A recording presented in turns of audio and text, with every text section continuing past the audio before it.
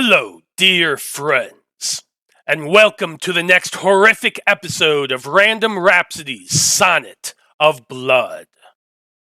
I am Matthew R. Dawson, your friendly neighborhood host and game master for this Curse of Strahd playthrough.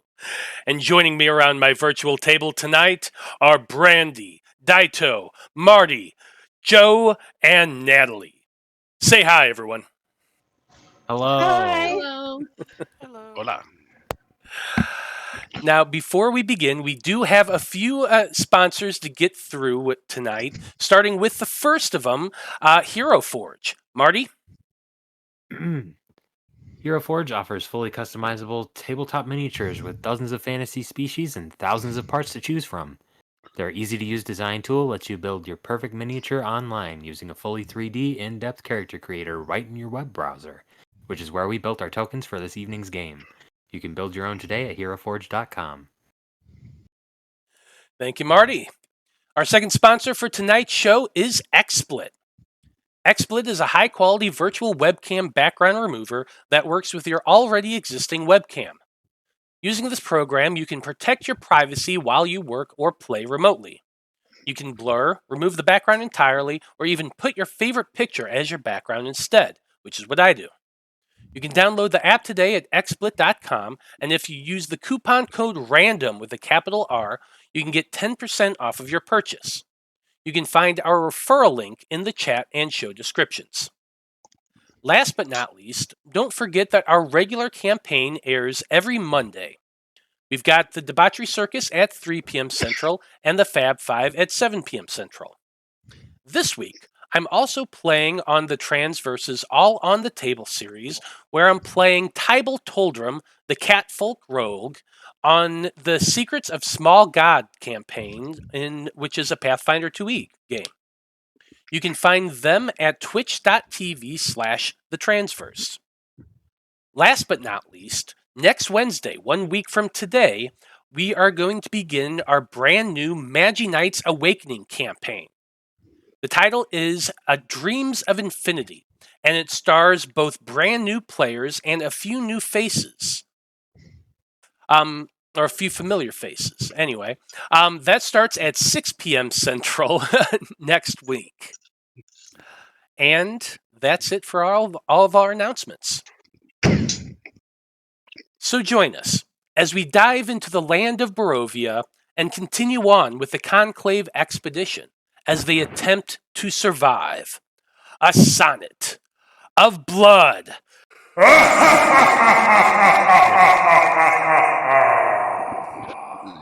You worked that time.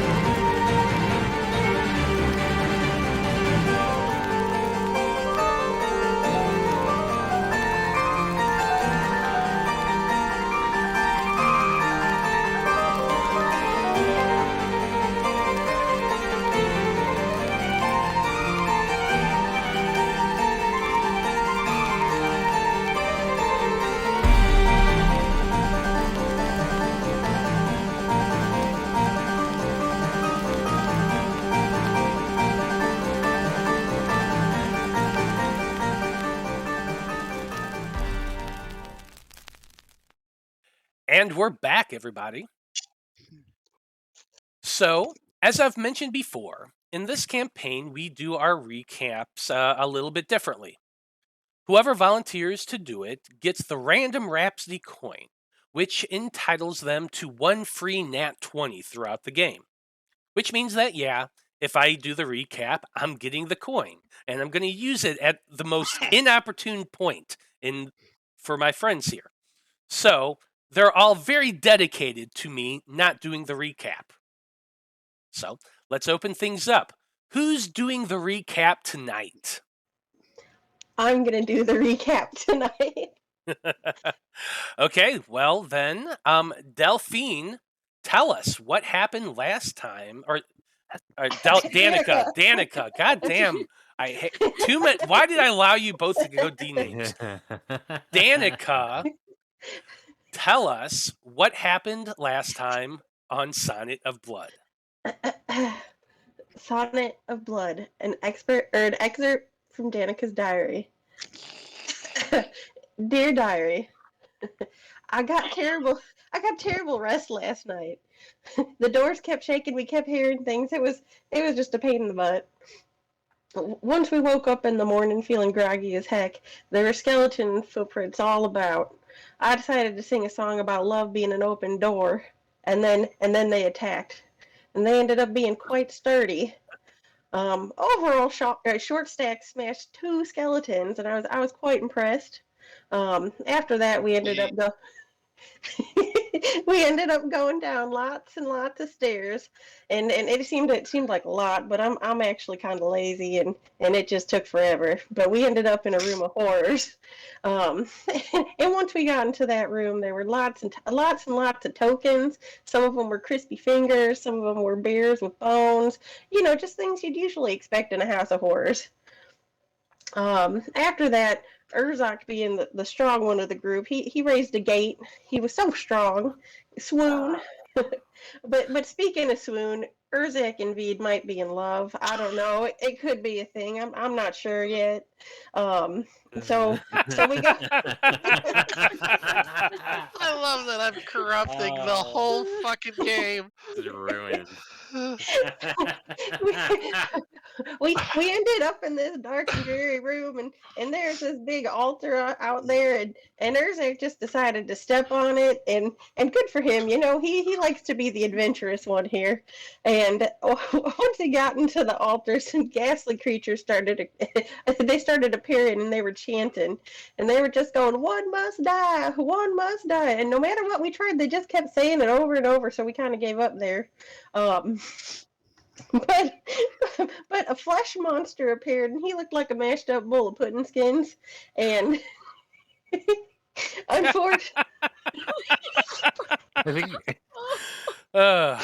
Danika has to do the recap every time from now on. Yeah, definitely. This is wonderful. After a long and rough battle, we ended up winning, but the hardest part was actually getting out of the house after that. So we made a mad dash, and almost all of us died in the process. And well, I guess we didn't die, but we were pretty beaten and broken.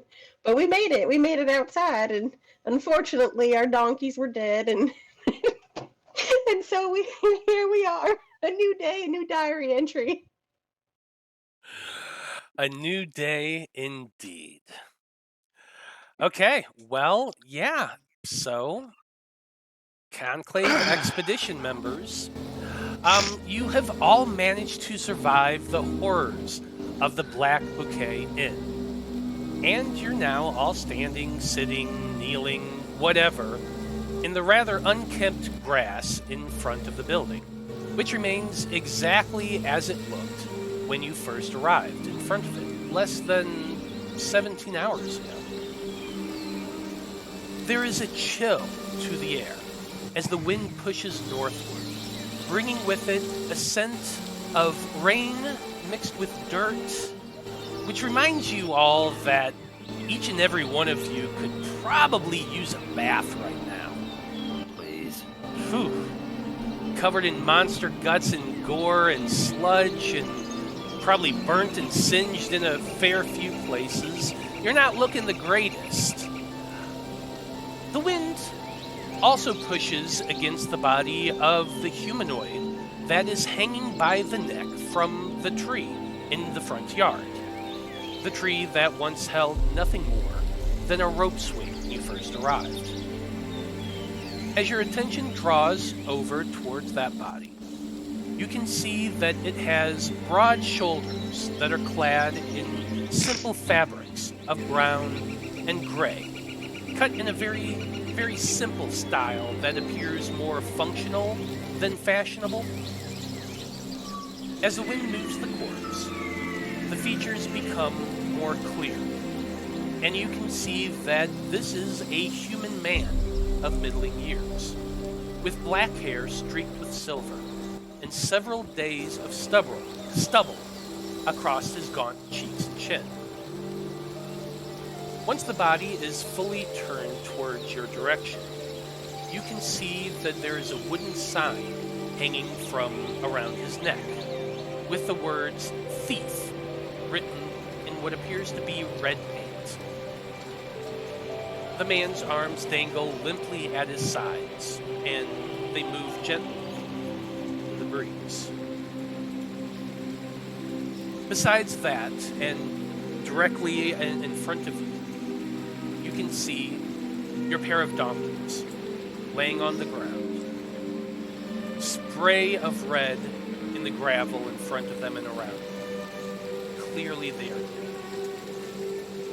The wagon, however, still remains, though the crates that were in them that had, all the paper and tents and supplies and things like that, the tops have been ripped open, and you can see quite a bit of clutter and debris from them all on the ground behind the wagon. So, with that in mind, expedition members, what do you want to do?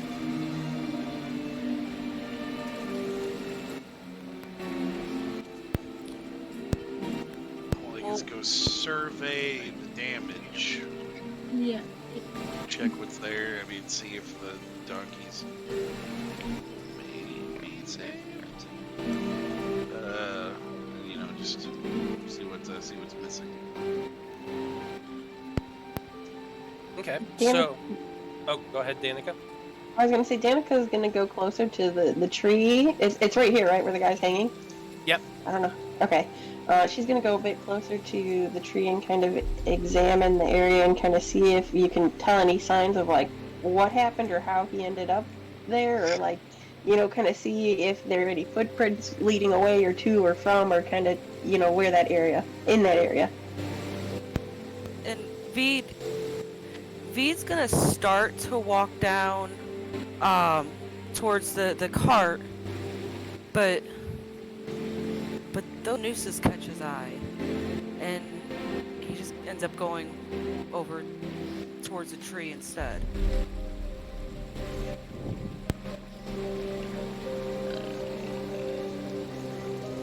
Okay. Corwan, go ahead and make a medicine check. I feel like the donkeys are a bit more of your priority right now.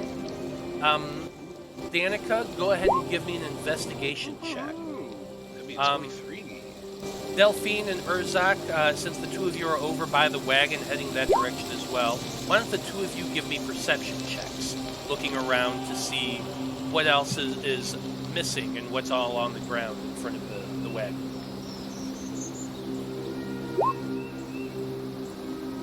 What a way to start the night. It was a 23 husbandry check. Yeah, 23 with that medicine check. You know what? I got you, Delphine. It's fine. Natural 1. Yeah, wow. Okay, so I have Corwan... blood in my eyes, okay? You have blood in your eyes, definitely. And soot, and probably quite a bit else. And, I should also mention to all of you, you shouldn't forget, Urzak, Danika, the two of you have a level of exhaustion, so I need so I have those at disadvantage. Corwan, Delphine, Urzak, the three of you are also technically poisoned. I don't think I can roll less than a natural 1. No, you can't. I'm just reminding you all of your situation. Would that poison not have worn off by now? It has not yet. It hasn't been more than 5 minutes. If that, you literally got that when you're running up the stairs and you haven't really gotten over it yet. But, anywho, you already rolled at disadvantage and you got it 23, which is pretty damn good. I'm going to start with you, Corwan. The first thing you notice about the horses, well, they're dead, Jim. Tell exactly how they died, what happened to them? Yes, you absolutely can.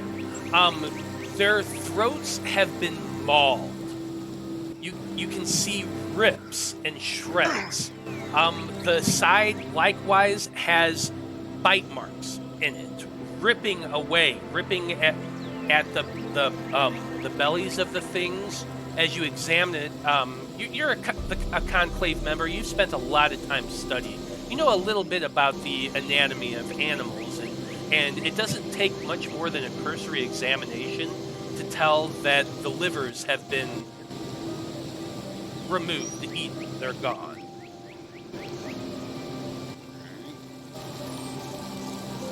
Next, going over to Danika. You rolled a 14. Examining this individual, you can see, like I said, dressed very, very plain. The hands are the hands of workers, calloused and rough. Something does kind of catch your interest. In the pocket of his shirt, there's a letter sticking out of it, half in, half out. And the words, they're partially obscured by the pocket, but you can clearly see the word in common, help.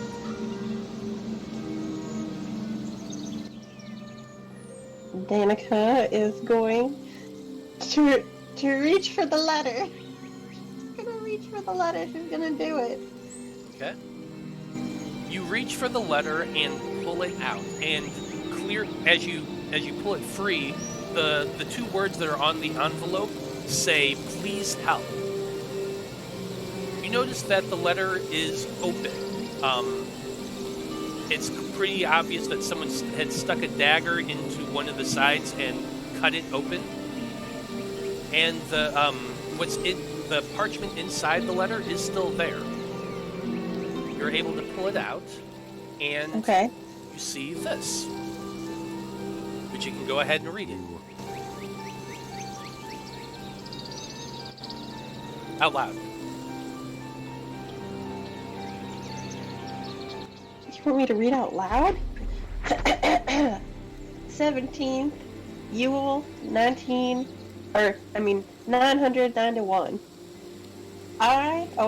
My dear sir, Dr. Van Richten, I, a lowly servant of Barovia, send honor to thee and plead for thy so desperately needed assistance. My adopted daughter, the fair Irina Kolyana,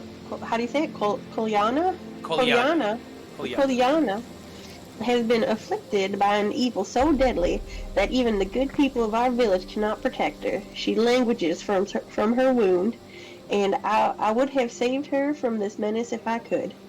As you know, there is much wealth in this community. I offer all that might be had to blah blah blah so bad. I offer all that might be had to return once again and answer my desperate plea. Only the knowledge of one such as you could hope to save my beloved child from this unholy affliction. Come quickly, for her time is but short. All that I have shall be thine. I need you to do it. Indrovich, Burgomaster of Kolyan Indirovich. I was not good at hooked on phonics. Okay. Thank you. Well done. Well done. Oh, and I forgot to put your random Rhapsody coin on the screen, so there it is. Now you can see it. And then can I strategically place the letter back in his pocket? Because I clearly know what happens to thieves' hair.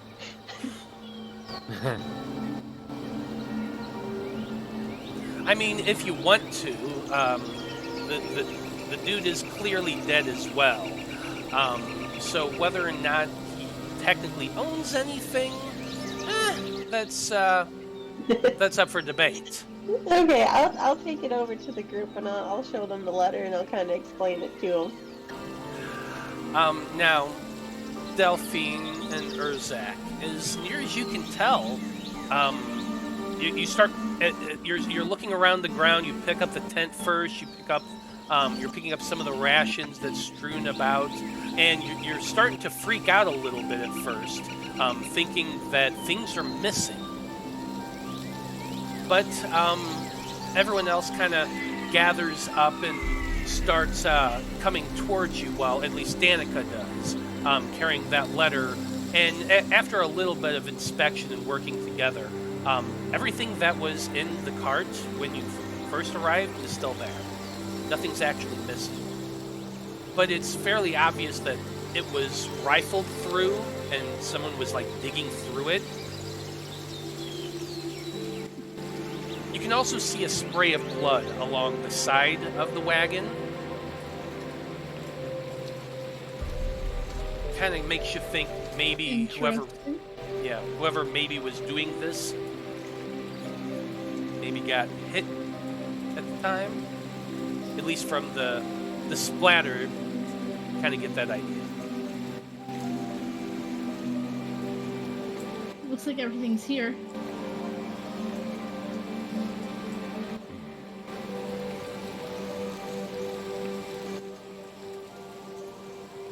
Do y'all think that maybe our thief that's hanging out might have been the one rifling through our stuff? Well, who would have killed him and put him up there? I don't know. I don't know anybody from Barovia. I mean, I think our dearly departed friends here, it was a wild animal, maybe dogs, maybe wolves. Their livers are missing, which is a little strange. But that wasn't definitely, that wasn't a person that did that. This is a creature. So could they have strung him up? I don't know. I've seen my fair share of intelligent creatures. After what I saw inside that inn, I wouldn't put anything past this place.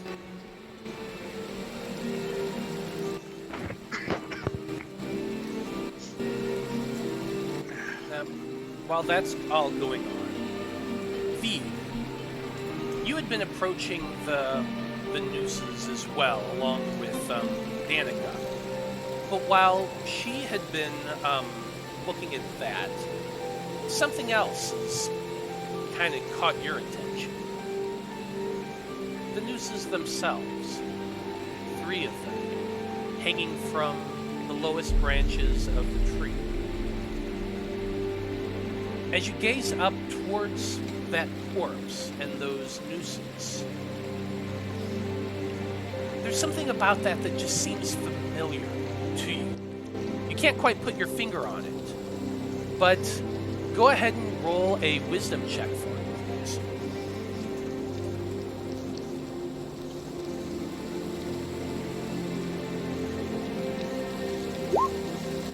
That would be an 11. And give me just a second here. I'm going to use my knowledge from past life ability and give me a d6 added onto that. So that would be a 14. A 14. As you're gazing up at that corpse, your vision slightly blurs. You feel a tightness around your neck that grows tighter and tighter. Memory floods into your mind. You can hear sounds, voices. 2 of them, high. The voices are panicked and afraid. One is lower than the other, mature, but still feminine. The other, higher, adolescent, and indistinct. Both call out, pleading, begging for help. Your help. You struggle, but you cannot move. Something tight is wrapped around your wrists and your ankles, you realize as well. You're kneeling. And as you try to right yourself up and you squirm about, firm hands grip your shoulders and shove you roughly back down. Bright light fills your vision as your head is jerked backward. and sharp pain erupts across your scalp as a fist yanks your hair to pull your head back. You're gonna watch. You hear this deep voice that barks in your ear as you struggle trying to get away. Fear and anger wells up in your belly, and you find yourself yelling a battle cry as you pull your weapon from its holster and open your eyes, swinging around wildly. Now, as for the rest of you, you're all just standing over by the wagon, kind of discussing that what you found as Danika is approaching and holding out that letter. But you look towards Danika, but your eyes go past her towards Vide, as Vide pulls out that weapon that he carries and starts pointing it around wildly. I need everyone to make a dexterity saving throw. Oh gosh. Those of you who are poisoned, I believe that makes that at disadvantage.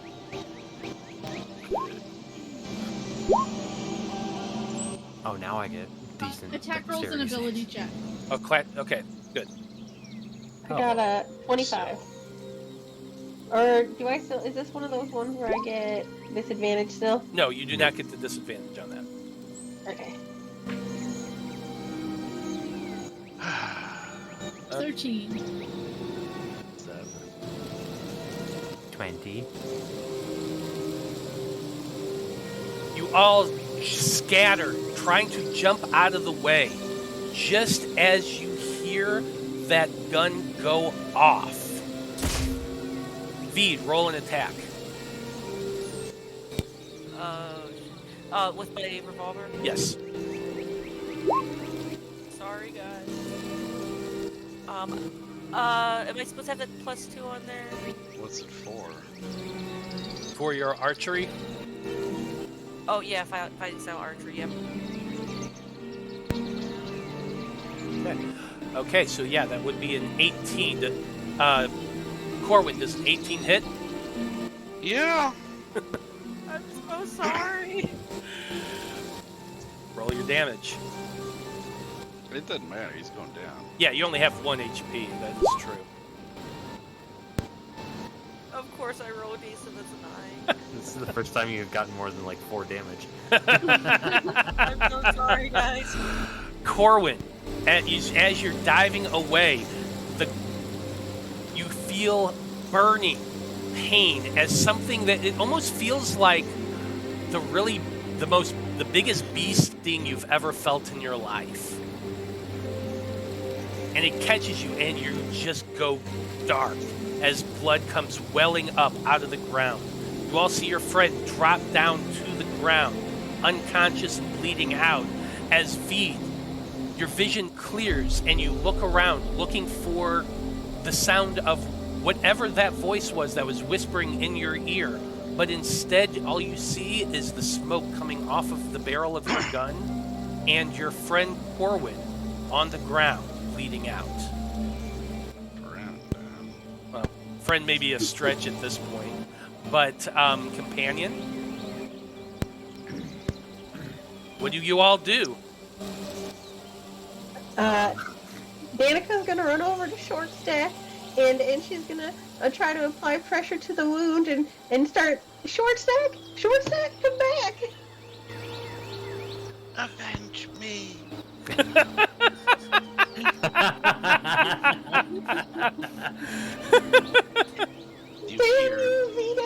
You hear on the wind. Avenge me. Does Vide look like he's gonna shoot again? I at this point coming back to I'm gonna I'll see a look of kind of confusion and then horror at what happened. I'm gonna slowly put my gun back. I'm gonna kind of look back over the nooses in the tree, kind of shake my head, and shit. I am so sorry. I don't know what just came over me. And I'm gonna run over. I got a healing potion. I'm gonna go pour a healing potion down. Well, before we do that, I just have a quick question. Since we leveled up at the end of last session, do we get like the extra spell slots and stuff? Do those carry over, or do we have to wait for the next long rest? So technically, you have the slot. It just you don't have the prepared spells of second level yet. Okay. But I had Cure Wounds already. Can I just cast Cure Wounds? You could. Okay. I'm gonna just to save a potion for later. I'm just gonna reach down and lay a hand on the wound and just cast Cure Wounds. I'm gonna kind of stand between Cog and Vide. Maybe you don't want to be too close as soon as he wakes up. It's 6 hit points back to Cog.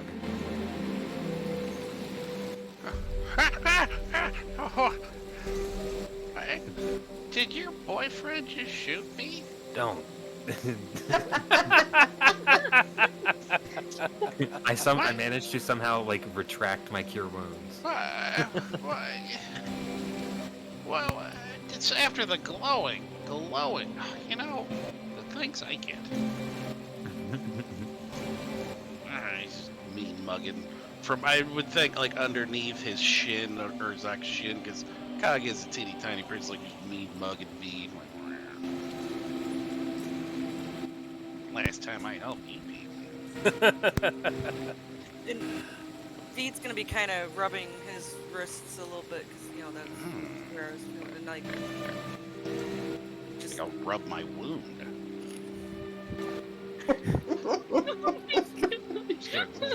He's just purposely gonna kind of come over here, just sit next to the dead freaking on the other side. She's like, "Can you believe this? You're lucky you're dead. You wouldn't have to have seen that." What the hell was that for? I'd also like to know. Vide will explain. Sorry, I just turned my mic off mid-sentence. Anyway, so Vide's gonna be like, I don't know, just seeing those nooses, a memory, I think, possibly. I'm not sure, and I'm gonna explain what I felt and everything. And like, I don't know.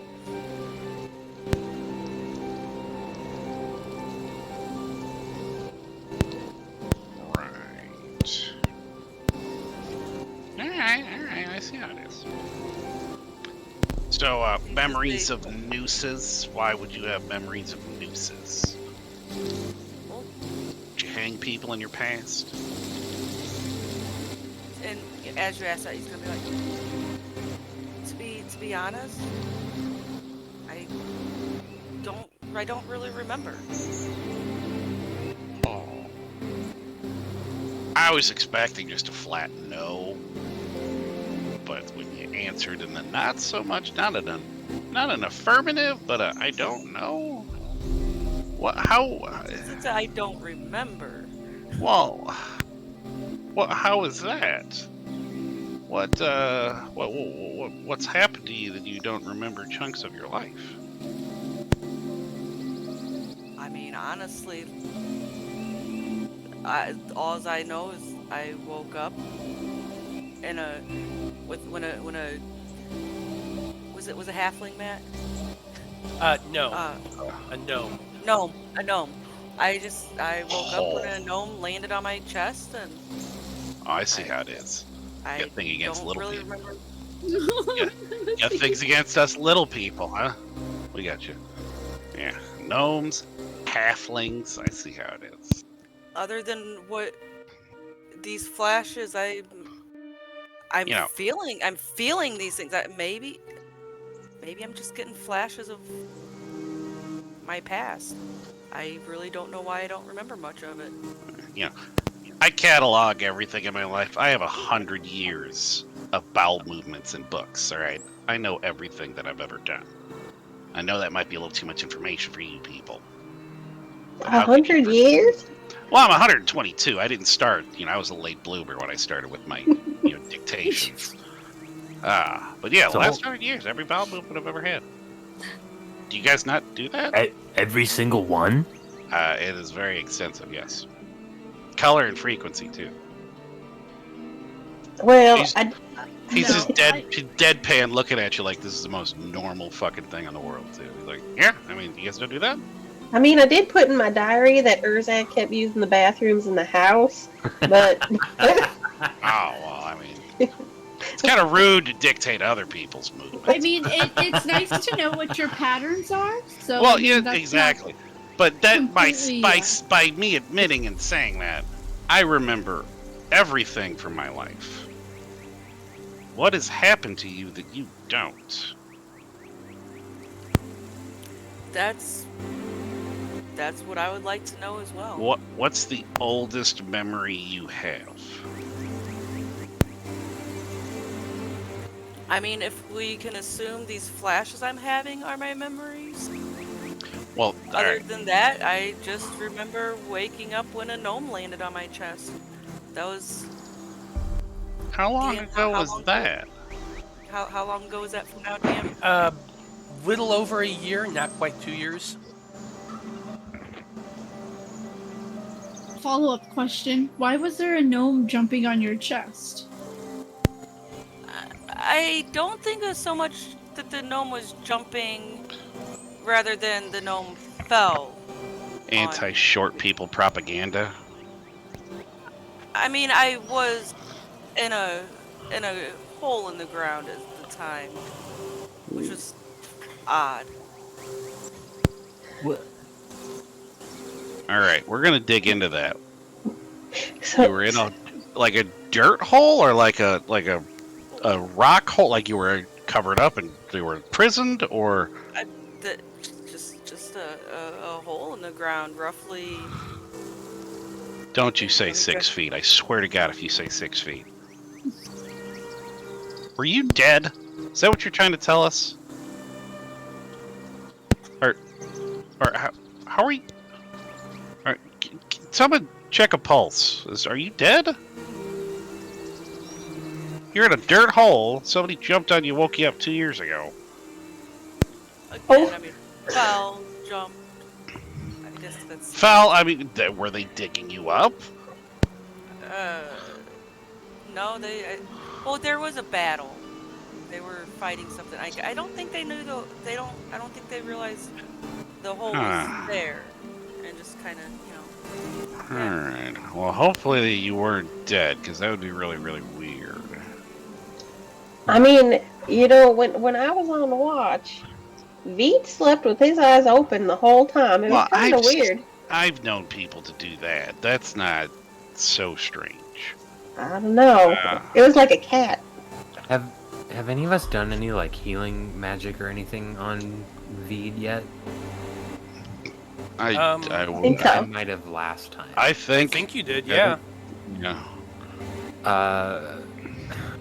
Can I do like some kind of check to like remember if there was like anything that was just like off about it compared to a normal like healing of a regular alive person? Sure, make a medicine check. Okay, I guess this is still disadvantage. It's 9. You honestly aren't sure. Was something weird? Was something off about that?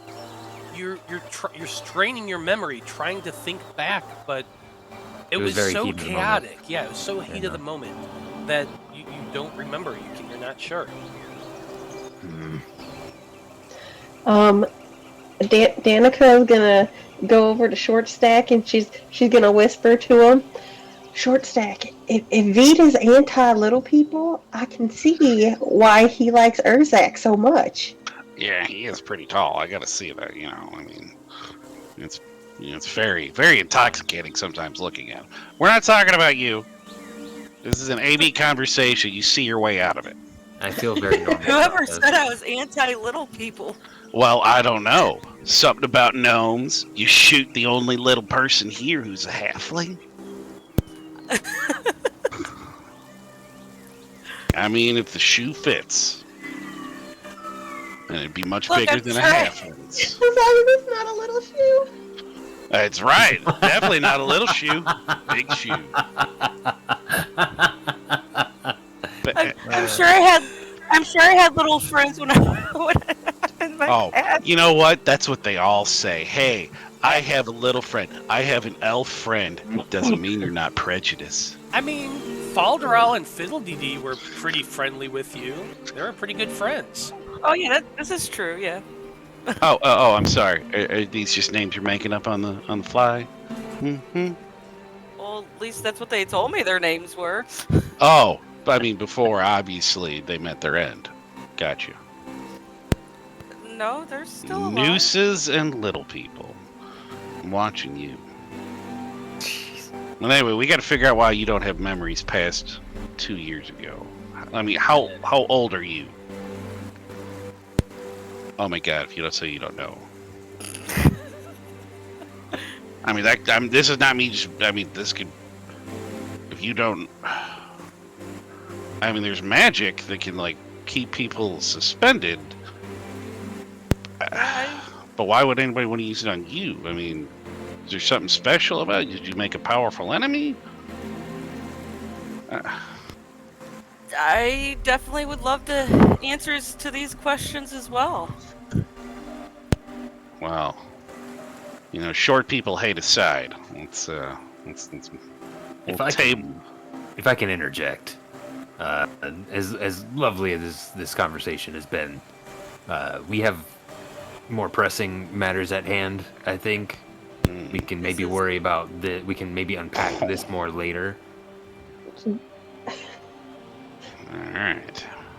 This is definitely fair. My past can wait. It's not going anywhere.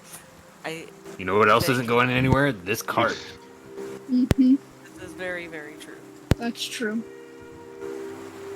I don't know, big guy. We could hook that. We could hook the harness up to you. You could probably pull it. I mean, I hate that I was also thinking that same thing. you're a big, strong fella. I mean, Cracks his knuckles. It's okay. Well, nah, we won't do that. We got to move it somehow. I mean, Well, I mean, do we? I mean, well, we can check that barn. There is a barn. I'm gonna doubt there's any living thing in there. Obviously, everything else around here is dead. He's just gonna cockeyed at Vide. I don't know if there'd be any horses or anything in there. We can check. We can try and push it in there to get it off the road and come back for it later. I mean, we could at least do that. Try and hide it. You know. I mean, should we dispose of Sonny and Cher here? Or... Oh, by the way, I named them Sonny and Cher. I don't know if anybody I was gonna say, did we agree I on did. that? In my head, they were Sonny and Cher. Okay. Lovely couple came by the inn a couple years ago. Anyway, you know, I got you, babe. They were great. Anyway, should we bury them? I mean, I don't know about, you know, wild animals. I mean, obviously they've already come by once. Hopefully they wouldn't pick up our trail if we leave. Is there a trail of any kind? Well, I mean, we Around probably the- smell. Oh, I mean, yeah. I would just be like, you know, Do we have a shovel? I'm sure it's someone's pack. There's something. An explorer's pack. Anybody got explorer's pack? There might be a shovel in there.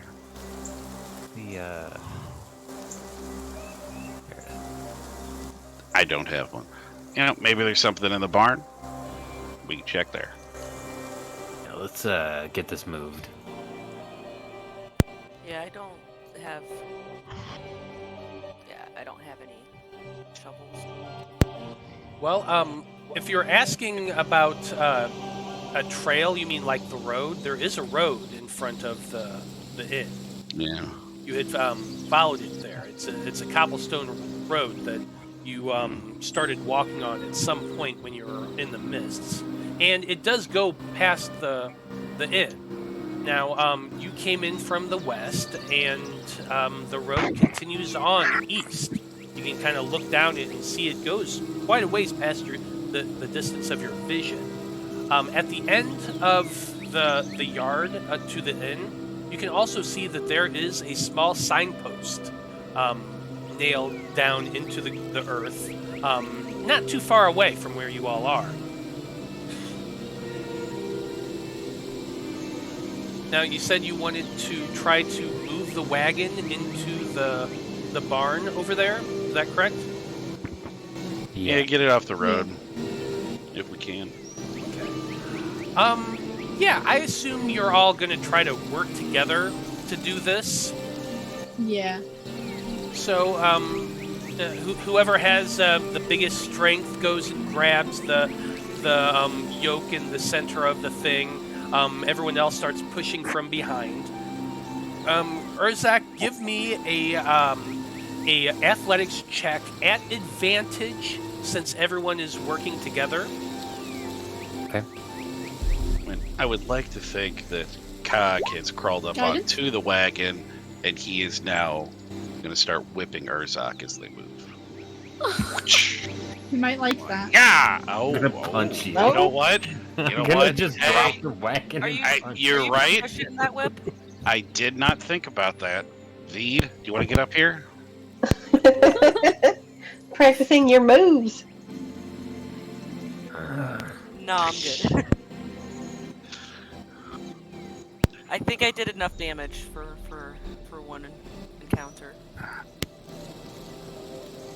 I got a 25, by the way. Okay. Yeah, with your 25, everybody working together, you are able to push the wagon up towards the barn. As you approach the barn, you can see that the barn doors are closed. But if you walk up to it and give it a jingle, it is not locked. You slide it open to reveal actually a very, very sparsely filled room. The barn itself has very little. 4 stalls that are empty. There's a little bit of straw and stuff on the bottom, on the ground itself, but it's moldy and barely there. There are a handful of tools there. There's a shovel, there's a pickaxe, there's a hoe, but they are very rusty, like corroded rusty. Could they work? Probably, but there's also a very good chance that they're going to break.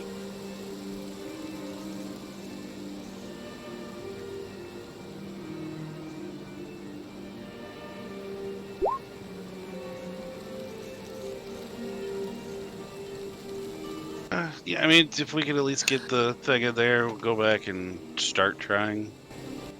You know, with them, they might break, but... Or we could just throw the bodies in the house and set it on fire. Anybody? I mean, that's That's the way to go. always an option. I don't know if we'd be able to get that front door open again. I'm not going back in that house. Yeah, I don't. Oh, lay, yeah, him, that's fair. lay him against it and set it on fire. Maybe put him on the porch. Deterrent for others. Yeah. Don't go in this house. Here are these donkeys. Don't go in the house.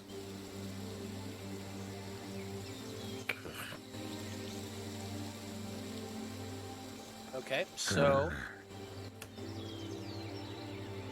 what's the plan? Indeed. Well, I mean, are we, I guess, looking at this place, is this something we could secure in order to get somewhat of a rest? Even if it's a short rest for an hour, would we be able to? I guess if it was just an hour, we'd probably be able to get away Yeah, with that. you can get a short rest pretty much anywhere. Yeah. Long rest, well, I'll just go ahead and remind you of what our short and long rest rules are in this campaign. We use a variation of your standard D&D rules as far as a rest goes. Now, you can take a short rest for as little as 40 minutes or up to 2 hours and gain hit dice. Basically, for every so many minutes, you can roll an extra hit dice. So if you want to roll 5 hit dice, for example, you're going to have to rest for about an hour and 40 minutes.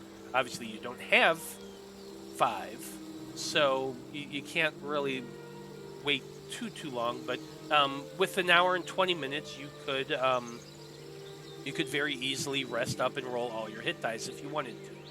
A long rest, however, is the main difference is that I don't just allow people to spam long rests. You can take a long rest, but once you do, you cannot take another one for at least 10 hours.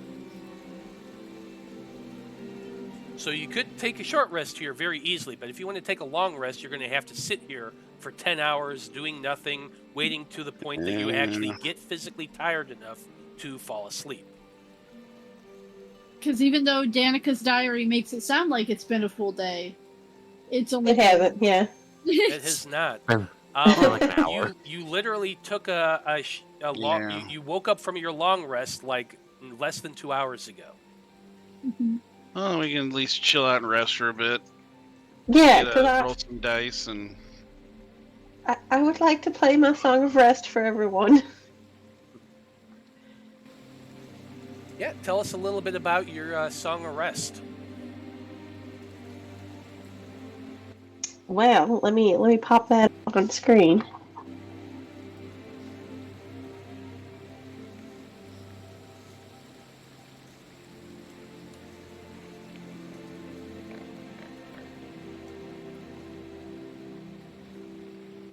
If I can find it, I'll get there. If you can find it. Well, If I can find it. as you're looking for it, I'll just describe it. You all managed to push the wagon into the barn over there, and it is quiet and serviceable enough, and you could close those doors. So if you really want to, you can absolutely take your short rest right there. Okay, so Go ahead. sorry. Go ahead. I was gonna say, it just says that if you or any friendly creatures who can hear your performance can gain hit points at the end of the short rest by spending one or more of their hit dice. Each one of those creatures regains an extra 1d6.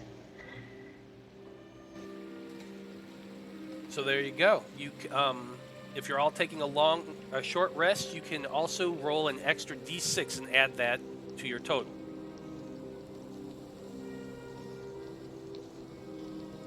So I assume you're all going to go ahead and rest up here in the barn? Oh, yeah. Yeah, I wouldn't mind a short rest. Okay. You all head into the barn. You can kind of sit on the wagon itself and just chill and rest up a little bit.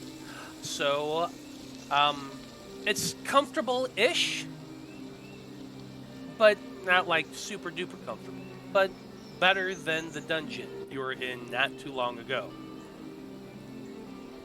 As you rest, the skies overhead brighten a little bit. It was about 5:30-ish or so when you got out of the inn. So by the time you're done with your short rest, after about an hour or so, the sky overhead is a little bit brighter, but not a lot brighter.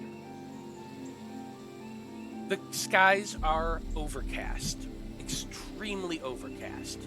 So much so that, like, you can see the sun where it is, that you could look out the door and directly towards it and not really get that sun glare effect. It's also cold. Judging based on just the feel of the area, it's hard to tell because when you had left in late spring, early summer, but this feels more like fall type weather. It's quite cold, in fact. Now, as you wait, you can see in the trees that mist, that fog, is still out there. It's much more dense to the west than it is to the east, and it is beginning to thin out as the sun rises higher. anyone who studied nature would know that as it gets warmer, usually things like fog tends to just burn off and evaporate. So that kind of gives you a little bit of hope that as the day goes on, the landscape will be a little more visible, things will be a little more clearer. But after about an hour or so, I need somebody to go ahead and roll for me 2d20s.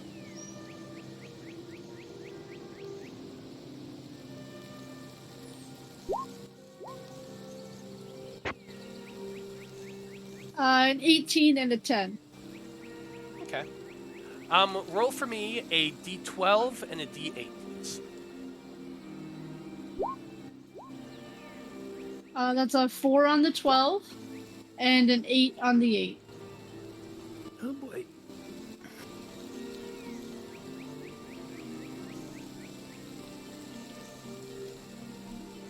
Okay. Your hour or so of resting up, tending to your wounds, getting a little bit of a snack and that sort of thing ends. It's about 7:30ish or so. You're guessing based on where the sun is in the sky, though with those overcast clouds, it is a bit difficult to tell exactly. But the rest of the day is yours. What is the plan from here? We have the wagon in there. You have most of your supplies that you've gathered. You're probably going to have to take those supplies with you, or you're going to have to leave them here. It's up to you. But beyond that, what's the plans? We ever come across a map or anything? Like showing us, just like seeing one on a wall anywhere? Not in the Or anything inn, like no. that? Okay. You do have all those books that you had taken. Now most of them were wrapped up in a bed sheet and left on the second floor, but you did have a couple with you. You could always glance through those. I think they were just basic. Well, I mean, they were histories of the place. I guess I'll take a shot if it. I guess what a D100 roll or something like that. See if there might happen to be something in there. Or... Yeah, go for it. Roll a D100 and you begin opening it up and looking through them. 25. You both had grabbed one or two books. I'm sure. Did somebody actually take the diary with you? Yes. I have the diary. Okay, so you take that out as well and begin opening it up and looking through it. As you open them up, the pages are much, much different than when you last looked through them. But when you last looked through them, they were old, but they were still serviceable and legible. Now, as you open those bindings, the paper just seems to dissolve, as though it's ancient, as though they've been around for hundreds upon hundreds of years and had just fallen to nothing. The diary, all of those books that you had taken from the library, worthless, destroyed. Even the leather and wood bindings themselves, as you're opening it and holding it, start to crumble and break and turn to dust in your hands. And unfortunately, there is no map left, if there ever was one. Wasn't there a street sign just down the trail? Maybe we can. There was. Maybe it'll point us in the right direction. Well, I mean, it's a road. It's got to go somewhere. I mean, we came in one way. Gotta keep going the way we came. Don't want to go back. I mean, kind of want to go back, but our job is to. I don't think we can go back. I mean, this isn't Europa anymore. I don't know where we are. Not in Kansas anymore. So yeah, I don't know if it's as easy to go back as just what did you say? back. Danica's someplace called Barovia? Yeah, that was it was in some of the books, yeah. I thought that's what we read somewhere. Yeah. Yeah. Yeah, it was in a few of the books. No, we're not on the rope anymore. So I don't think we can just go back by walking down the road.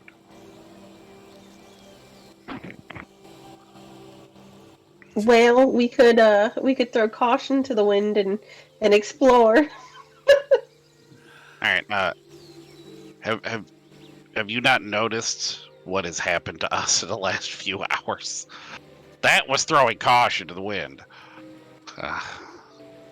I would love to be, to hang on to my caution and protect it from the wind. Now, as far as the signpost, you can walk over to the signpost and check it out. It has only one direction, one signpost, and it's pointing towards the east of where you currently are. The sign itself says Jova Village, 8 MI. Jova. I think that was in the letter, the help letter. I only walk 25 feet at a time. That's 8 miles. Oh, I'm an old man. You know what would be nice right now? Horses. Or a druid. Well, I guess that too. Would be nice.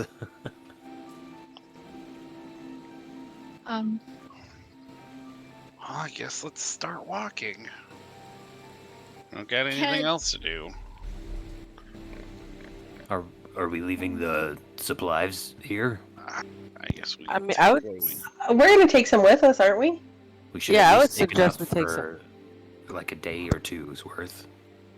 Yeah, I mean, like, I feel like we could divvy up some of it, like the rations we could divvy up and take, and Mhm. there's let's see, there's a healing potion. We should for sure take that. I don't know if we need the books. Well, we gotta bring the transmuter. That's a definite.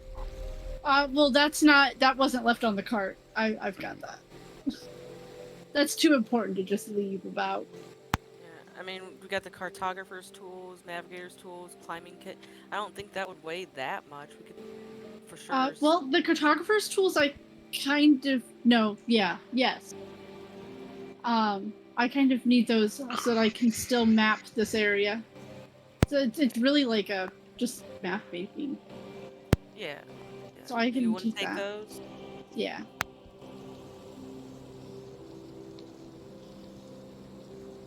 Okay, yeah, definitely take that. At least do we need... one of the lamp and some of the oil. Yeah. At least. Probably should take that. I don't know what else. Do we need the block and tackle? I don't know what that's for. I mean, I don't know what that is. What comes to my mind? Is It's like like a fishing pulley handy system. is- No, it's Oh, it's like a What do you? Which one?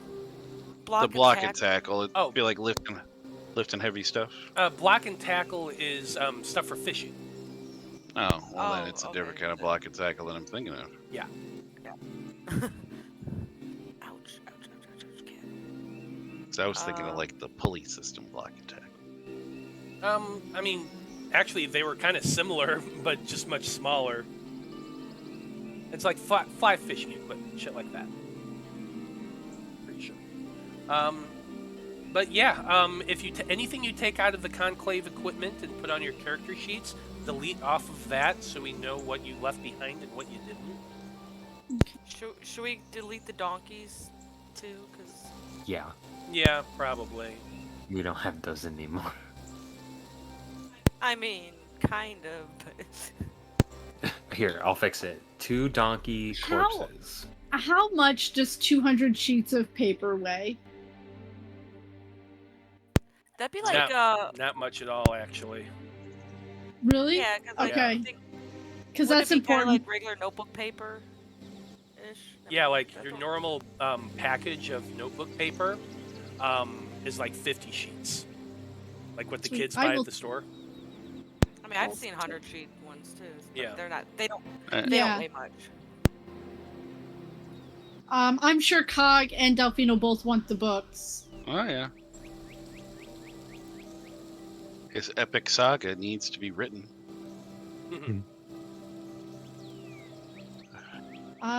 You want to take 3 and I'll take 3? Yeah, that works. Yeah, and I mean, if anybody wants me to carry anything, I mean, I don't necessarily need any of it, but I can carry some if necessary. Can carry a lot of stuff. My carrying capacity is 270 pounds.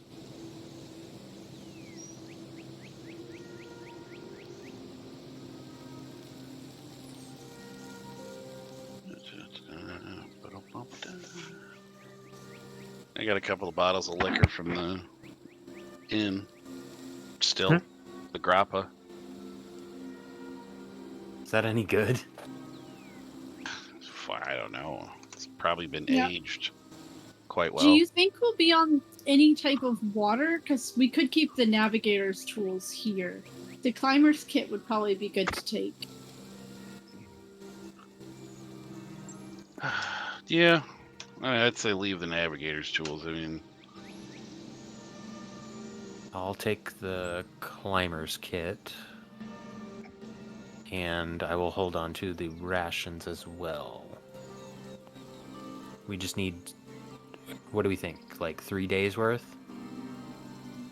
well, hopefully we'll find something in that time.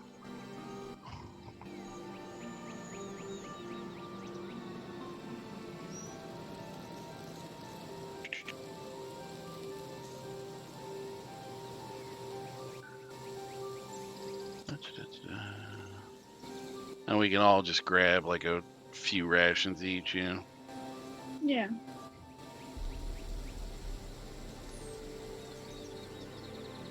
Alright.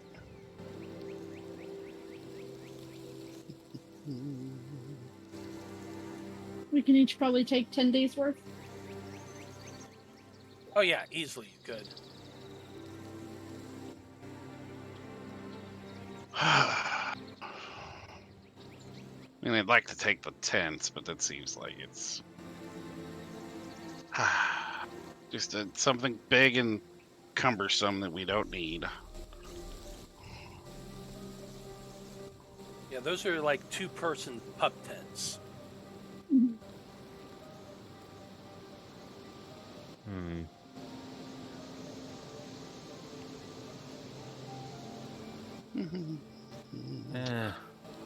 We don't need those. I have like fire starting equipment and stuff. Oh yeah, I mean, he's got a tinderbox and shit like that. So Yeah. because he's got censers and incense and stuff that comes in his kit. I'll go ahead and take one of the lamps. Yeah, I can grab the other. So How about this? I'll take a lamp and then 5 vials of oil. You want to take the other 5 vials? I mean, how much is a vial of oil probably weigh? Oh. Like an ounce, I think. Oh, okay, yeah, then he'll take it. A few ounces, maybe. It's not a lot. And I'm assuming that's for the lamp, right? Yeah. Alright. So there we go. We got that sorted out. Who wants to take this extra healing potion? I for sure think we need to take that. I will take it.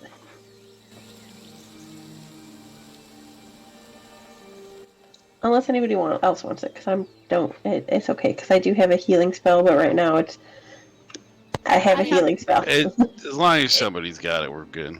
Yeah, I 'cause have a we can- healing potion on me. Yeah, and we can always, pass them back and forth as needed.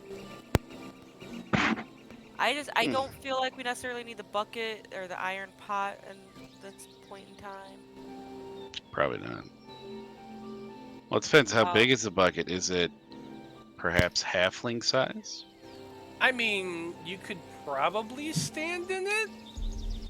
I was to say if I could sit comfortably and then have someone put a stick on the end of it and carry me.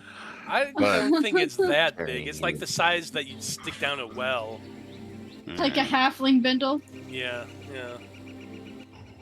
I mean, you could just get like the bedroll and tie it around Urzak like a papoose. I was gonna say we could totally Luke Skywalker this shit.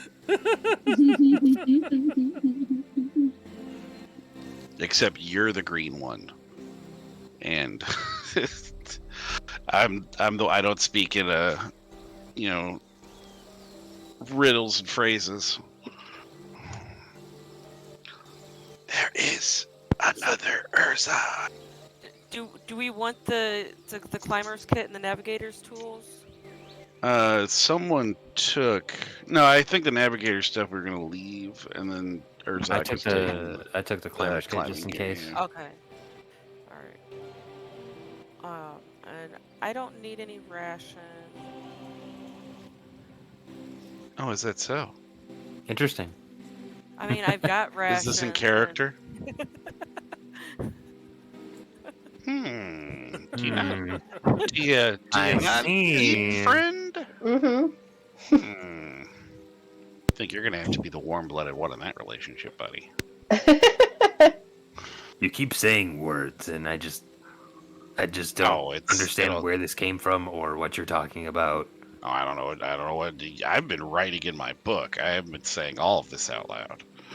So unless you've been reading over my shoulder all the time, which is inappropriate and rude, sir, well. you wouldn't know that I am developing in my own head a budding romance between you and the Dark One that shot me.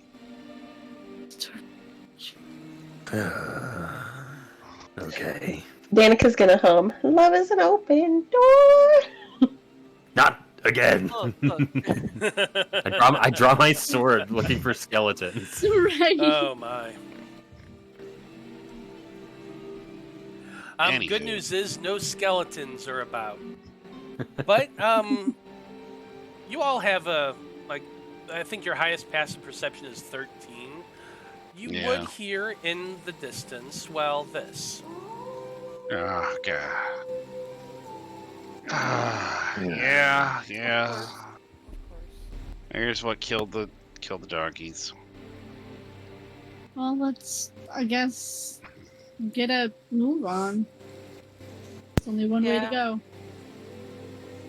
Well, technically there's 2 ways to go. Well, 4 if you really want to be technical. North, south, east, or west. And I suppose all the variations, and we're just going to go on a whole tangent here. Where are you heading? To, To Jova. To Jova. Okay, heading to the east, following the road towards Jova Village. Now, why don't I just go ahead and move you to a different map?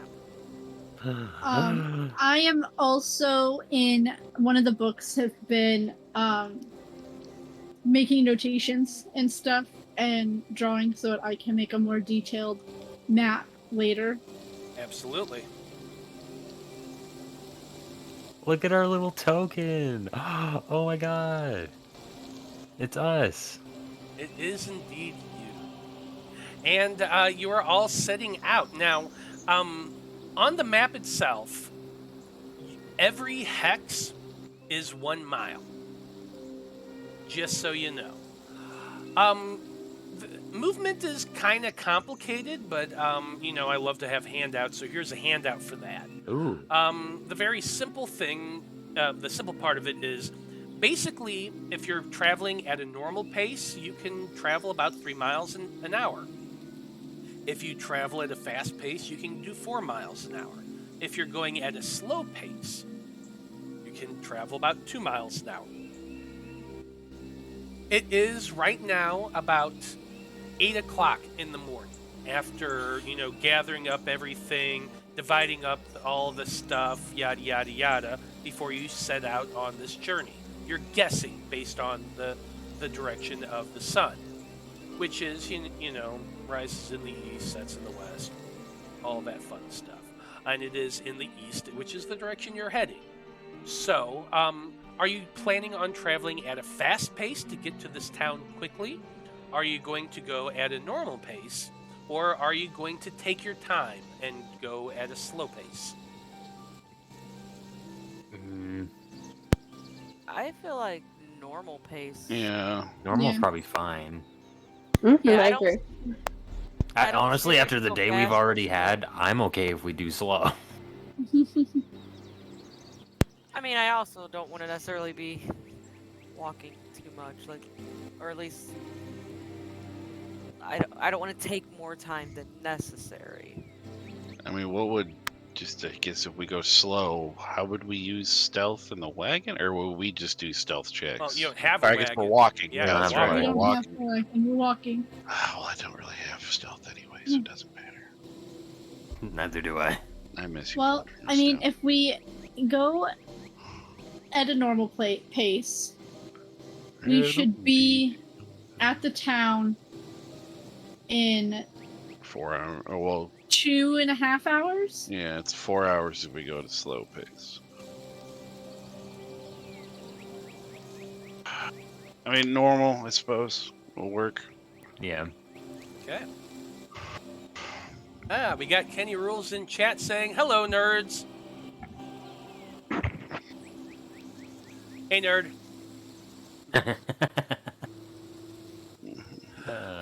Takes one to know one. Yep, got him. Okay. So you all set off walking away from the Black Bouquet Inn. Your pace is steady, and with the well-maintained cobblestone road leading away from the inn, it's a fairly nice pace. About 15 minutes into your walk, you hear this once again. Closer this time. Quite a bit closer. Danica's gonna slow her pace a bit and have her rapier ready just in case. I was like, shit, why did my screen just go? Yeah, this is weird. What the hell just happened? Where did it? I don't know, everything went white for me. Yeah, now we're. I guess. What just happened? I don't know. Did all of a sudden it get rid of dynamic lighting? It should have been. I can see everything. I can not. Mine's not responding, so. Roll20 just took a shit on us. Apparently. Just go ahead and reset. Yeah, it's like because when Matt moves, then I see more, but I just see the little bit. Yeah, I can move the piece, so. You shouldn't be able to see a lot. You only have, because I mean, I'm trying to, do big reveals and that sort of thing on this map. Oh, yeah. But you have been traveling for about 15 minutes or so. You can't hear me? I I can can. hear you. I can hear you. Brandie's I saying can that she hear- cannot hear me. Everyone else says they can. I can only hear Brandie through your mic in the from her being in the distance. Oh, okay. Brandie, it's your issue. Go ahead and unplug and replug in your mic then. Oh, I think her whole computer is taking a dump on her right now. Uh-oh. Okay, well, you figure that out. Well, I'll just keep talking. Oh, actually, you know what? It is 7:26. Why don't we go ahead and use this opportunity to take our break? That way, Brandie can fix her laptop and we can pick things up right where we left off, which was hearing, everyone's favorite. That's probably fine. Yeah, nothing can be wrong. Yeah, definitely. But we'll find out in about 10 minutes, so stay tuned, everybody.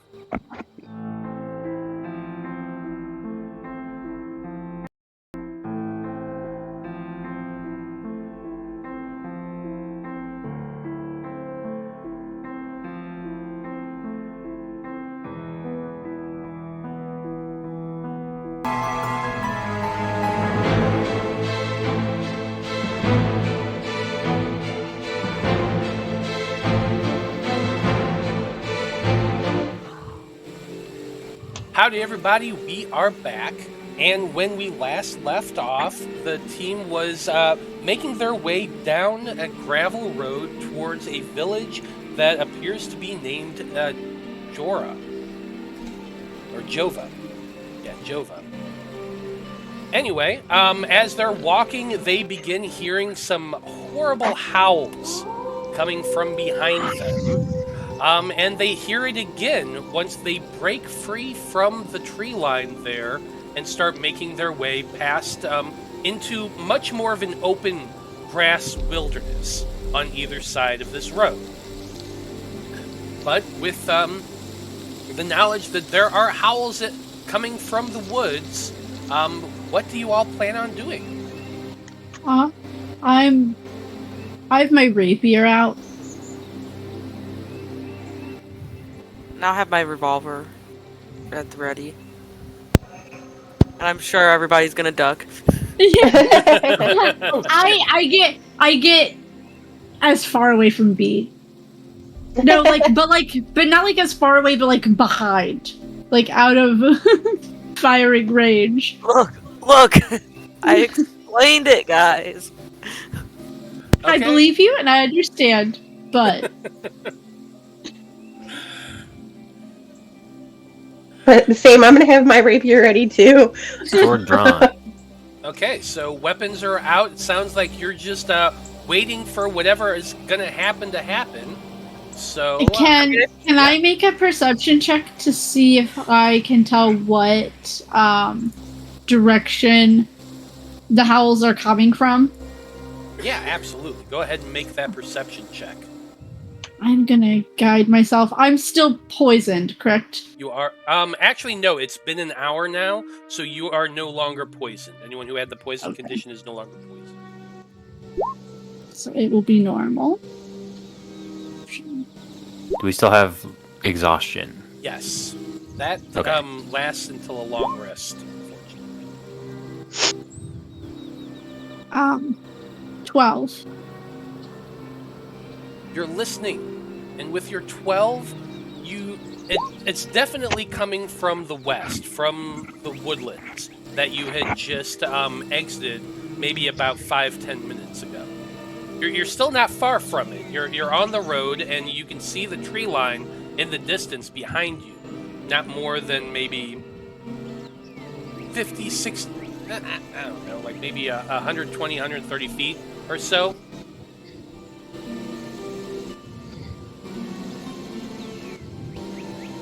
Keep on your guard. Just keep walking. Yeah, definitely. Let's just press on and be watchful. Mm-hmm. Okay. You're continuing on. Go ahead and roll for me a d20.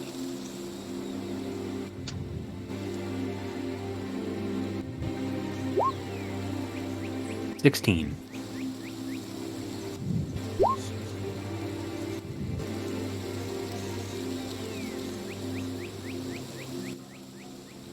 I got a 2. Well, I only need one person to roll it. God, good thing it wasn't me then. Yeah. Maybe I should take that too. No, it's fine. I don't know. It depends on what the outcome is. Yeah, we don't know. Maybe a lower roll was better here. We have no idea.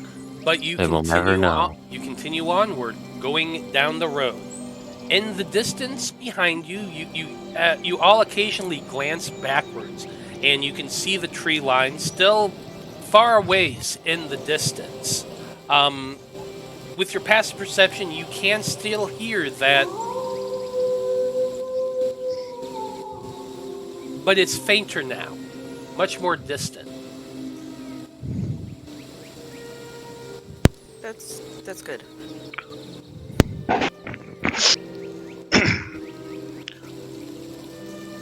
You continue on down the road, moving at your steady pace. Go ahead and you can move yourselves over one on the tokens or on the hex map.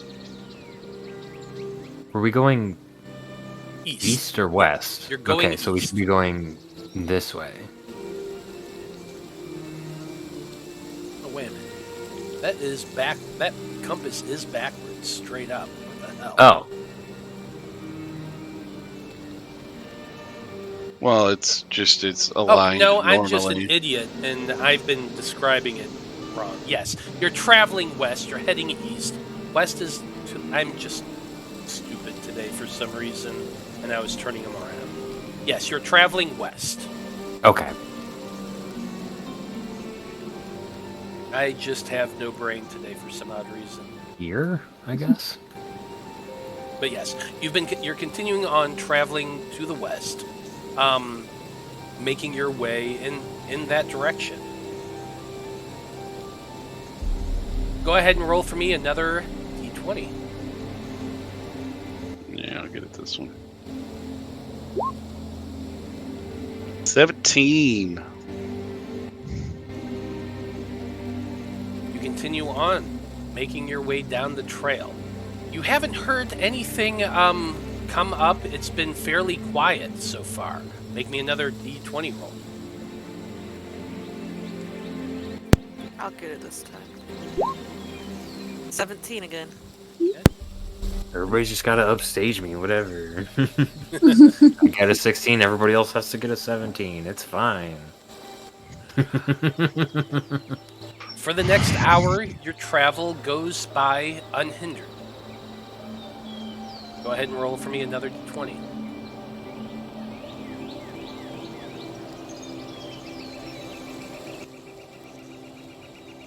Anybody? Somebody? Doesn't matter. We've been traveling for how long? About 2 Yeah. hours. You've been traveling for about 2 hours so far. A 9. 9. The next hour of travel goes by quiet. There is still occasionally birds chirping, that sort of thing. Every so often, you can hear the sound of a crow cawing.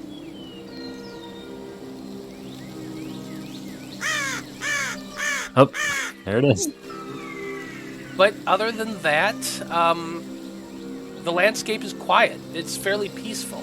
You're passing by what is basically grassland more than anything else. In the far distance to the south, you think you can make out a river, but it's partially hidden by the hills. Go ahead and roll another d20. I got this one. Oh, shit. Hey, Oh, boy. somebody Oh, does my have a free nat 20. No, I'm joking. It's very, very peaceful for the next hour of travel. Something bad is gonna You're happen stressing now. me out, man. The sun is getting higher up in the sky by this point. It's around 10:30 or so as you continue on down the road. You haven't seen a sign of really anybody or anything. The memory of the Death Inn is still fairly solid in those minds, and all of you are feeling very, very paranoid. Mhm. But the next hour goes by unremarkable. Go ahead and give me another d20. Or go ahead. As we're walking, I wanna take a moment and like pull Cog aside and just say, so when we were back in that inn, when we laid those children to rest, Yeah. I cast a spell that I've practiced for years and years, and I felt nothing. I didn't feel the connection to Balrus that I expected to, and I wondered if, I mean, you're somewhat of a holy person yourself. Somewhat. Oh, thank you for your acknowledgement. Yes. Lady Yolanda, Yandala, I haven't felt her embrace much either. But I do feel like they went somewhere. I hope we sent them somewhere good. Or maybe they just went into... I hope not nothingness. That would be terrible. But when I I'm for tried sure that the spell worked. I've done it hundreds of times. We have no idea what goes on here. When I tried to do my druid craft earlier, it kind of went all haywire. Now, this place is very strange. Magic doesn't seem to... Well, it works, but it's unpredictable, I guess, at least in terms of the things that we do. You know, the wild one over there, I mean, wizards, I mean... Right. They're an unpredictable bunch. But her magic doesn't seem to be affected, but I think maybe because hers isn't of a divine nature like ours is. Maybe that's it. But her druid craft didn't work either, but I mean, that is kind of small and, unimportant magic. No, I felt it too. We'll have to figure this out as we go along. Hopefully, maybe there's a church or some place that we can find here. We can kind of ask some of those questions. Anyway, I'm gonna roll the dice. Natural 20. Natural 20. Roll for me a D12 and a D8. God damn it. Of course, it's Urzak causing problems. What did this do last time? I don't remember. Did this do nothing? We don't know. I got a 10 and a 3. Okay. A 10 and a 3. As you're making your way down the road, you're kind of up on a little bit of a high point. The road is a bit built up on the hill, and on either side there's a little bit of a depression going down that leads to a bit of a gully. A bit of a creek there. And you really haven't been spending a whole lot of time paying attention to it. Urzak and Cog have been having their conversation as you all kind of have been walking around. And the past, 4 hours that you've been walking has kind of lulled you into a little bit of a sense of complacency. So you're caught completely off guard as, well, let's see here. A dragon attacks. Oh my god. Actually, that would be pretty funny. Please no. Wow. Okay, so what happens is 13 wolves come running out from the gully, growling, and is coming to attack you. Roll for initiative when I move you to this map. We're gonna die. Do you guys think 13? Do you guys think maybe we're lost? Wolves. That's a big pack. Yeah, that it definitely is. I'm gonna start putting these around you. Go ahead and click on your tokens and roll for initiative as Barovia just decides to suck for you. While Cog was talking to Urzak, before these wolves appeared, I'd go over to Vide. I think we might be lost. We've been walking for almost 4 hours, and we should have made it to the town by now. It's got to be just over this hill, just past these wolves. I mean, maybe they have their mile markers wrong. That could be too. I mean, A Barovian mile could be different than a Loropan mile. Sorry, I didn't mean to eavesdrop. Go ahead and position yourselves as you would have been walking. Urzak and Cog were walking together. I know that. How are the rest of you? I was talking with Vide, so probably something like that. Yeah, going this direction, I'm assuming. Yeah. Excuse me, I'm sorry, I got the hiccups. Dude, why did 3 people roll the exact same thing? 15 gang.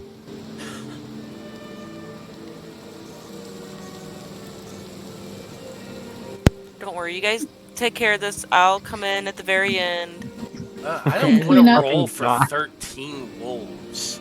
God, we're gonna fucking die Then on let's the just road. say there's only 3. Yeah, let's just say that. Round it down. I'm losing my mind. We did all that shit. We got all the way through Death House, and now we're just gonna get killed on the road by wolves. I'm going to have the wolves go on 2 turns, so half of them on one, half of them on the other. I feel like that. I'm gonna need that. I'm just setting it off to the side for now. Oh, yeah, you know, well, honestly, subjectively speaking, 13 regular wolves is better than the 3 dire wolves that were on your trail a little while ago that decided to leave you alone. So there's that. Yeah, I guess. But let's go ahead and get some fun battle music up. Here we go.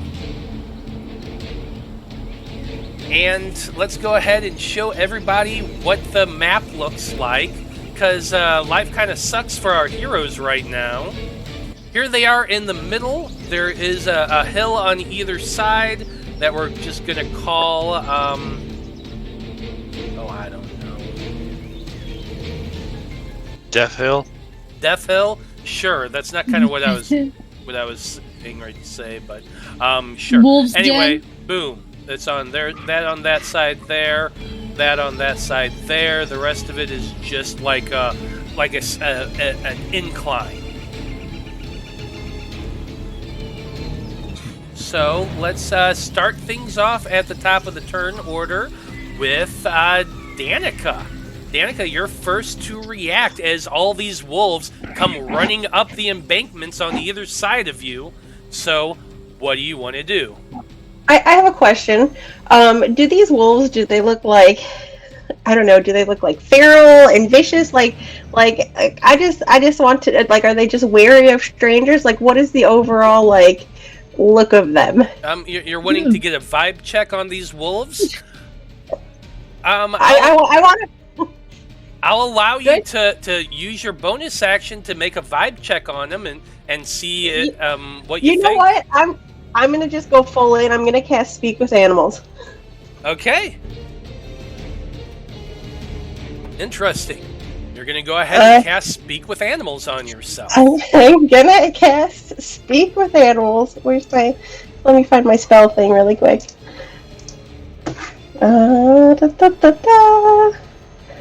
Sorry guys, I'm really slow at this today.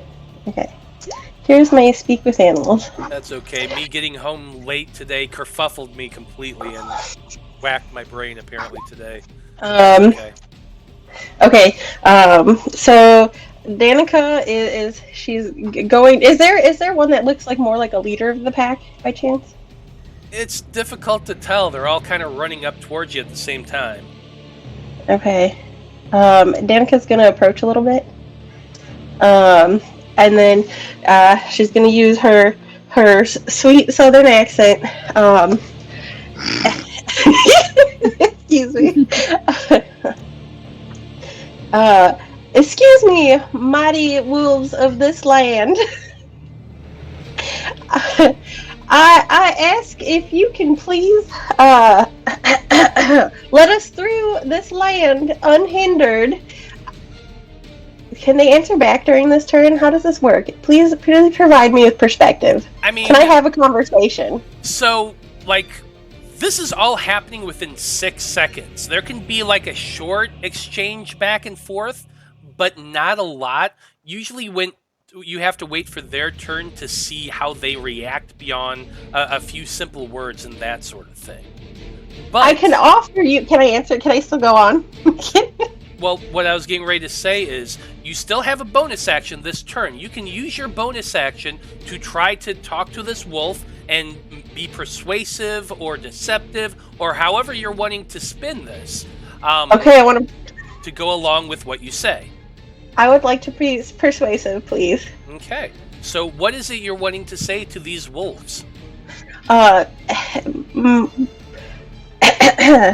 Excuse me, mighty wolves of this great and bountiful land. If you let us through unhindered, I can provide you with two recently deceased mules a few miles. Well, I can't tell you the area yet until we barter, but we have some fresh mules for you if you would like to partake on them. Stay fresh. But that's just me. Okay. Go ahead and roll your persuasion check, but I will also remind you that you are still exhausted. That's okay. I will accept it. I will accept it as it is. Let me find my thing. Persuasion check at disadvantage, then. Let me get back to my core sheet. Let me find this. So I got my little persuasion. And then I can't see. Hold on. Let me go to my thing. A 20 and a 21. And yeah, I have a 20 and a 21. Okay. So yeah, I'm gonna go ahead and roll for the wolves who can understand you. Like the rest of you guys, you just suddenly see her cast a spell, step in front of you all, and then start making these snarling wolf sounds as she speaks to these wolves. It's probably kind of bizarre watching this whole thing. I'm going to go ahead and roll secretly. You're not going to know what I roll just yet. Okay. So, on their turn, we'll see how they react. Oh, Next, shit, if we kill them. Yeah, with that is Danika's turn. Delphine, you're up next with Corwan on deck. What would you like to do? Danika, what the hell are you doing? I'm trying to barter with them. Okay, that is important information to have. I am going to, because I know she's very persuasive, but I'm still gonna go into my blade song. Oh, just in case. You can do that. Nice. Yeah, I can do it twice. I'm gonna stay where I am, but I'm going to hold a firebolt in case the wolves get aggressive. Okay. That's it for Delphine's turn, holding that action. Corwan, you're up. You are now up, and Urzak, you are on deck. You know, I was hoping we could kill several of them before they got a turn. But now we don't know if killing them will upset the deal. Shit!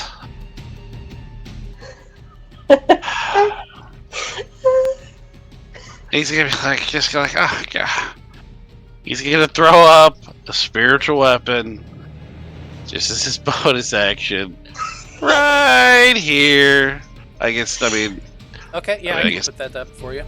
I'd like to think his spiritual weapon is maybe just like, like just a big, it's gonna be Lady Yolanda's Bible. It's like the Gutenberg Bible, but it just says like, Church of Yolanda on it, and that's his spiritual weapon. That's what in my head is what he's got. Okay. It's just maybe we can think of something better later. That's fine. No, that's totally fine. I was saying okay because I was looking for a book. Oh, which I think I found one. So there's a book. There it is. I've heard of throwing the book at him, but this is ridiculous. Right. And you can control it, so put it where you're going to put it. Alright, yeah, he's gonna put it up here to where they're all gonna rush and he use that as soon as he can. And then I guess he's gonna just As a cantrip for his action, he will hold a sacred flame for if these wolves start approaching and they don't buy her story. Okay. So he's just prepping a sacred flame for, really, I guess, whichever one gets closest to him first. That's fair. Urzak, you're up.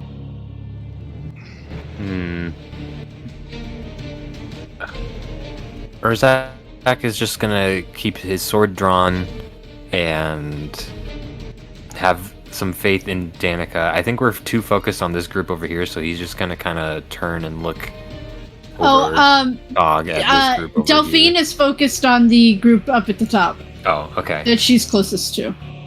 Then I'm just gonna kind of stand and look from side to side like, Danika, are you sure you know what you're talking about, what you're doing? I'm winging it.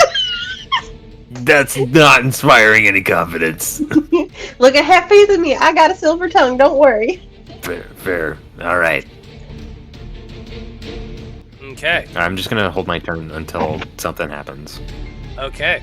So, it is now the wolves' turn.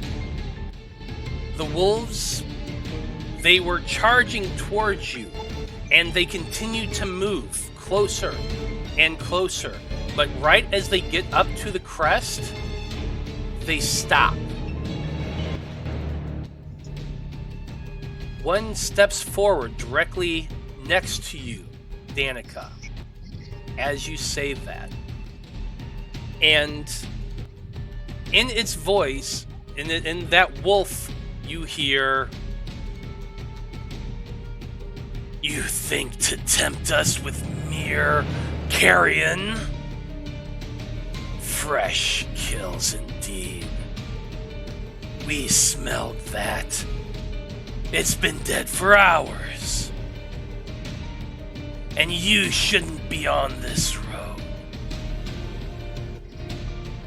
He kind of snaps his teeth a little bit because he rolled exactly a 20 as well. And so I gave you a pause because you both rolled equally.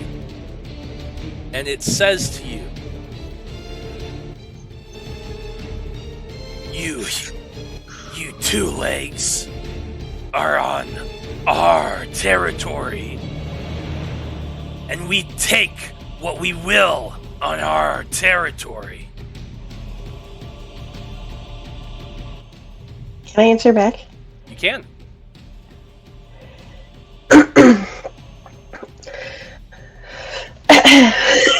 I'm so nervous.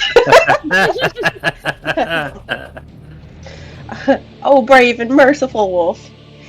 We did not know that this was your territory, and we would never want to upset you in any way. We are not from here. We're new here. We have never been to this land before. We are just trying to find somewhere to seek refuge. And we do not want to shed any blood with you. We don't want to shed our blood. We don't want to shed blood of your brethren. Because we will defend ourselves.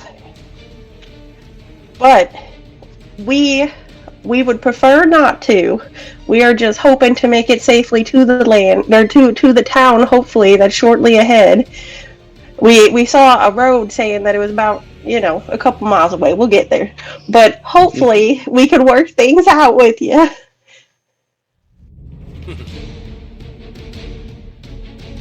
Can I do a persuasion check? Yes, that's what I was about to tell you. You get to do a persuasion check, but since you make such a good verbal persuasion, I'm going to let you roll this just as a regular persuasion check. Okay. So you gained advantage, but you have disadvantage, so now you're evened out.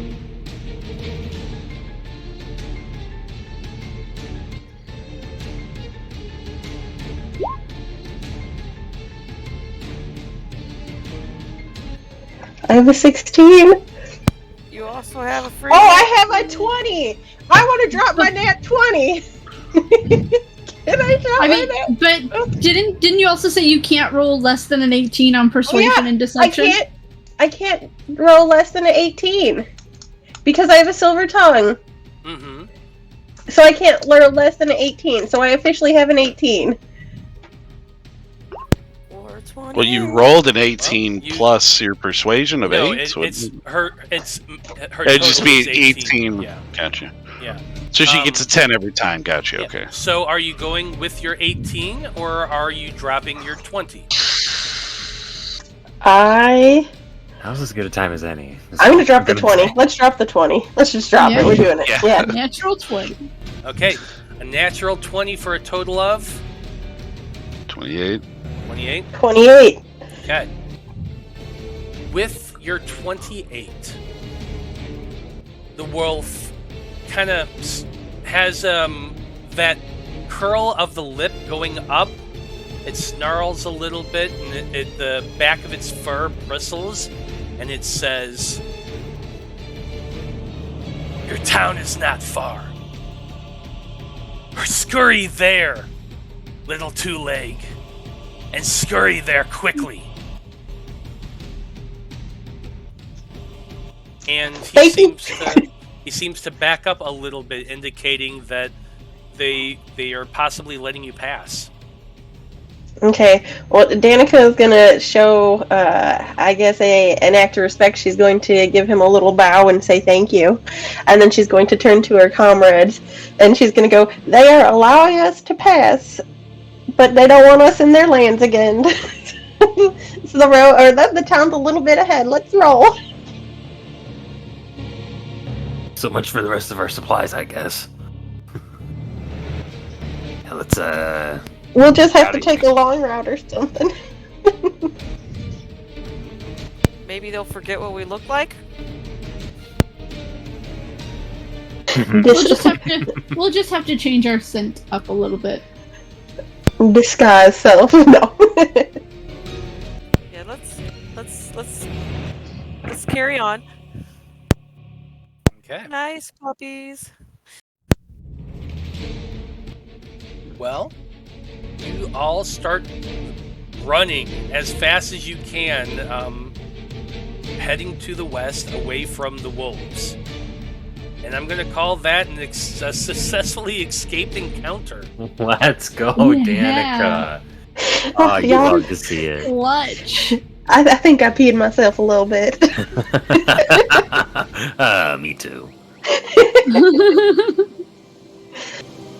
But as you are all running as fast as you can away from these wolves, you can see that there is the beginning of something coming out ahead of you. You run for another 10 minutes or so, and you can see tall shapes looming out of the dense fog that has surrounded everything around you from a half a mile away or more. The ground underfoot becomes muddy as you draw nearer, and it's slick and wet. The dark shapes in the fog, as they become more and more clear, you can recognize them as village dwellings, houses. There is actually civilization out here.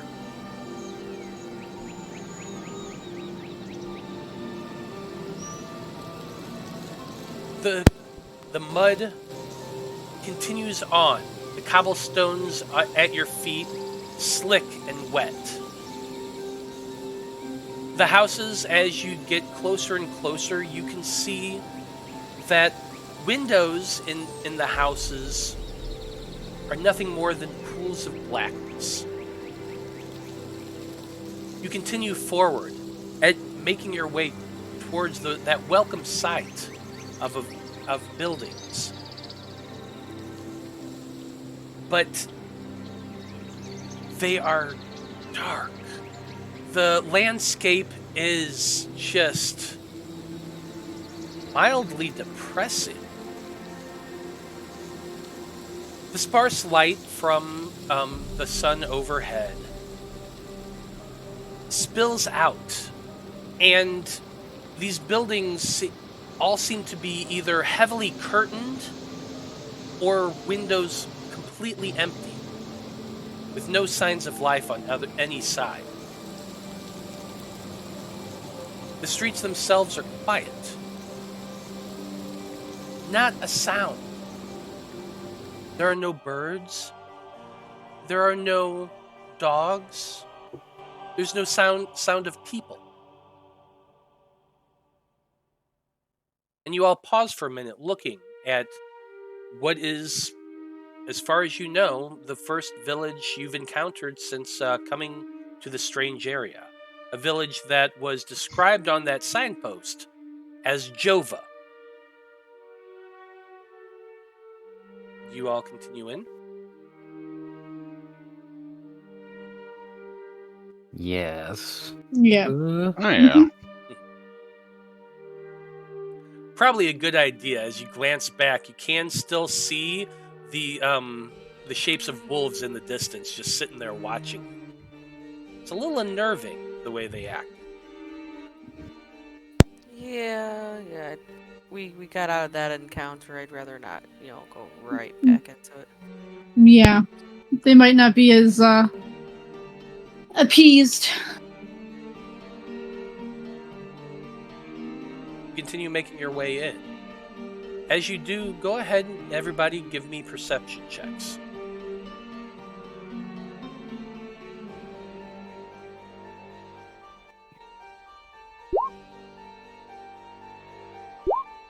Perception Ugh. at disadvantage because I'm still so tired. 5. 10. Gross. Yeah, you're Dirty also 20. still exhausted, Danika. 12. Okay. Anyone who rolled a 12 or better, as you're approaching the village, you can hear something in the distance. And like you've been listening for any sign of life. There's nobody on the streets whatsoever. But you can hear just very faintly the sounds of sobbing. If these are more kids, they're fine. Nothing. Does it sound like children sobbing or like an adult crying? With your 20, Delphine, I would say that you could definitely tell.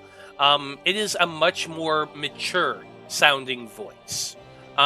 Definitely feminine, but mature. And the sobs they're making are deep, like just mournful sobs. It's faint, though. You're still a distance away. I don't know if anybody else can hear it, but someone is crying. Do we want to see what's wrong? Last time I checked out somebody that was crying, a house almost killed us. Yeah. That's why I'm asking to see if we just want to ignore it for now. So at the moment, I'm thinking, No. no. Good, we're on the same page. But on the other hand, my conscience is not letting me ignore it. As much as I would like to ignore it, I mean, we kind of have to find some friends here, so we need to... I mean, people cry all the time for different reasons. Well, you said it sounded sad, right? Oh, it definitely sounds sad.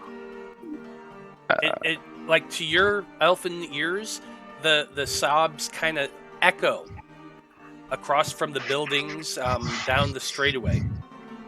You're glancing down the road you're currently on, and it seems to be a main thoroughfare that leads fairly to the center of town itself. With that 20 you rolled, you can tell that the echo, you're guessing somewhere around that area is where it's coming from.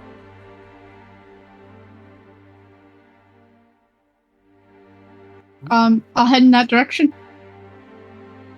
I didn't see what over there was, if you pinged it. I didn't, but towards the center of the city. I will lead everybody to the direction of the crying, I guess.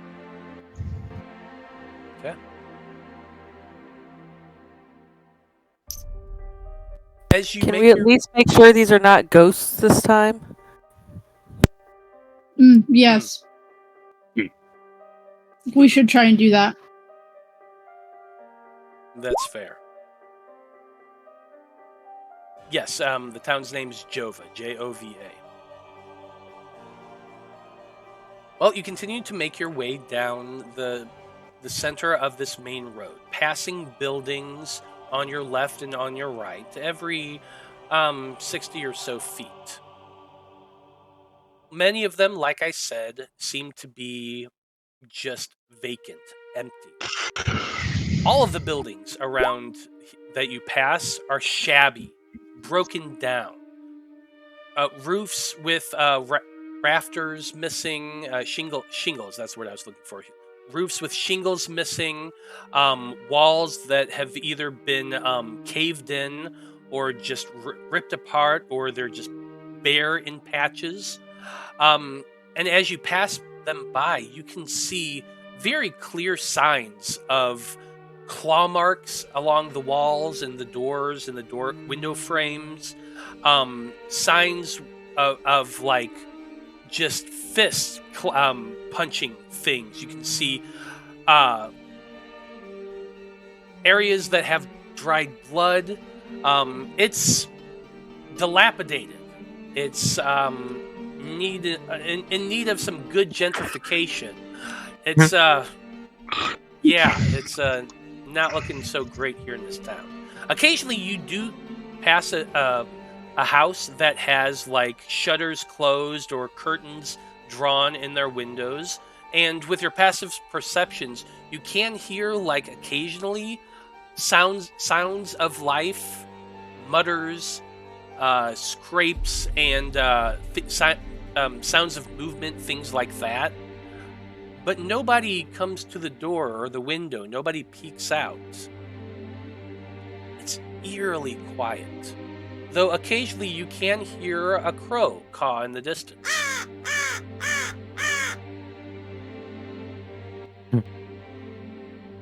As you What was he? Go ahead. He Cora just look at Dan and he goes, "What was he saying? Is there trouble? I mean, you can talk with animals, right? I mean, well, yeah, no. Can it? Yeah, How long line. does it last? I don't know how long it lasts. 10 minutes. Oh, Yeah, we. I mean, did we run fast enough? Probably not. It's been Yeah. over. It's over by now. Yeah. Okay. All right. I've never trusted birds. I mean, It's okay, short stack. It spell only works 10 minutes. We're just gonna have to wing it from now on. I'm all out of juice. there are theories that birds aren't real. I don't know if you've heard this before, but I don't know. I don't subscribe to it, but you know. As you say that, you see a raven on a rooftop, and it just caws down at you. Or crow. Yeah. All right, let's keep going. You continue onward, making your way towards the center of town. As you get to the center, you see signs of former businesses. There's a blacksmith shop. There's an apothecary. But the doors are off their hinges. The windows are broken. It does not appear that anybody has been in them in months, maybe years.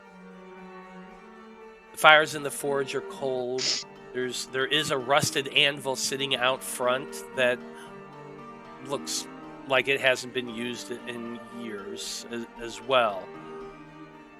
But then you get to another building that actually does have some signs of life to it.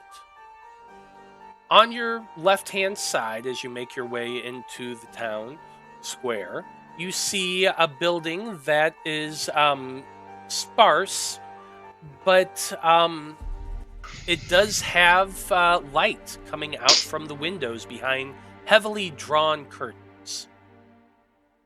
It's a two-story building, decently sized. There's paint on the walls, that maybe once was a bright yellow, but is dingy and mostly mud covered at this point, and it just looks like it hasn't been taken a whole lot of care on the outside appearance. There is a sign hanging from the top of the building, from the roof right in front of the door. And it says, in common, Bildrath's Mercantil. Is that where the crying is coming from? No, actually.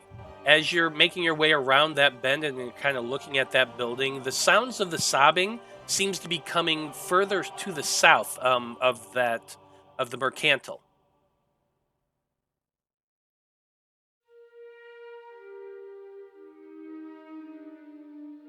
I mean, we have choices.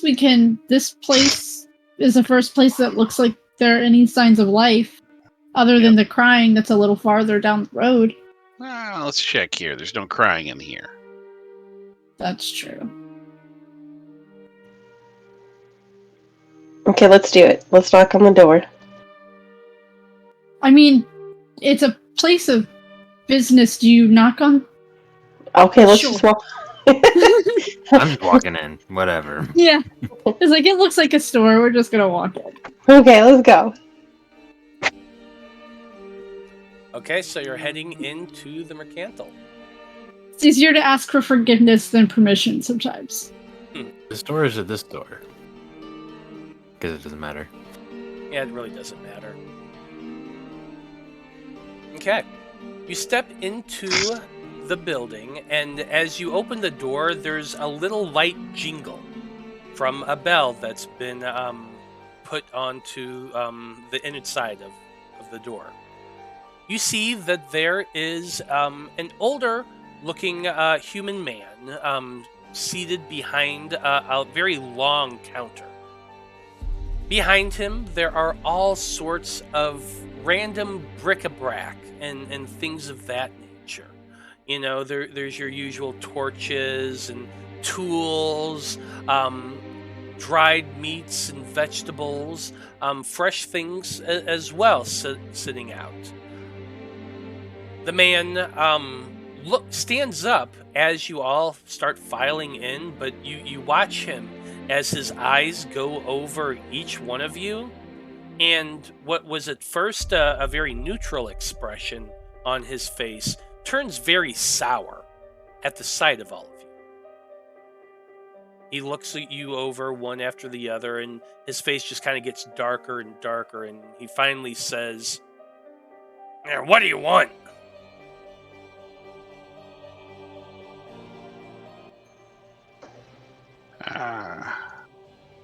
Well, hello, sir.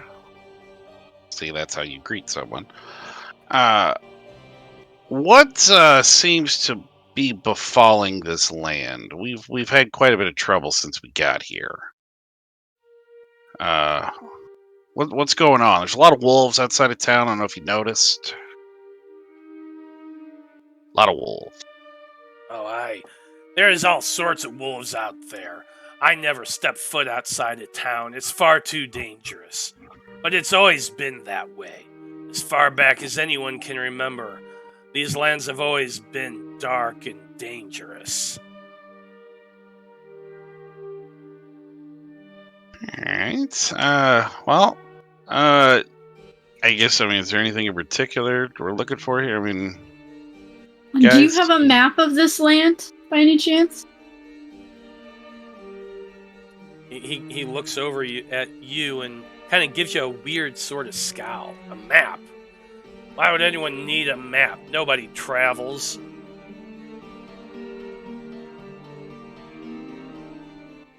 Oh. Travel. Barovia's Barovia. Everyone knows where anything is. You follow the roads, you want to get to somewhere. But I never do that. I never step foot outside of town. He kind of turns and spits a little bit. What's so bad about outside of town? You've been outside of town. What's so bad? Really? Hey, there's other parts of outside of town. we should know if it gets worse. Oh, I'm sure it does. Did you really just put that in the world? Of course it gets worse.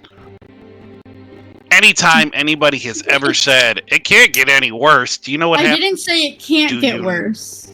I You want to said- know what worse is out there before we encounter it. Oh, wow. Go ahead and make a persuasion check, Delphine. Okay, I'm gonna guide myself. Well, hell, I guess you're still at disadvantage, too. No, I'm not. Oh, no, you weren't. That's right, yeah. It's okay, I rolled a 12, so 12 and a 1, so 13 either way. You get the same roll twice somehow. That's crazy. Again, I did that earlier when I was testing my Shadow Blade, too. Okay. So you're asking specifically about what sort of dangers there are. And Mhm, he just kind of chuckles at that. You newcomers, you're all the same. Of course, there's all sorts of horrors out there.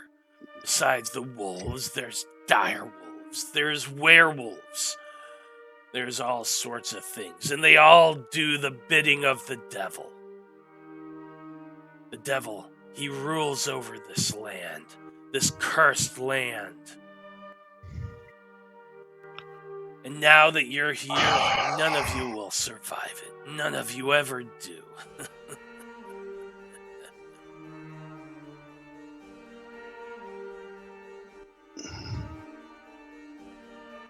I'm guessing the devil is this, I guess it's, I mean, would it be that guy we read about in the letter? Strahd? As you say that, he kind of does this weird sort of crossing. Like, like, you know how Catholics do the whole crossing thing? It's kind of like that, but it's a much different symbol, obviously. Those of you who are proficient in religion can make a check if they want.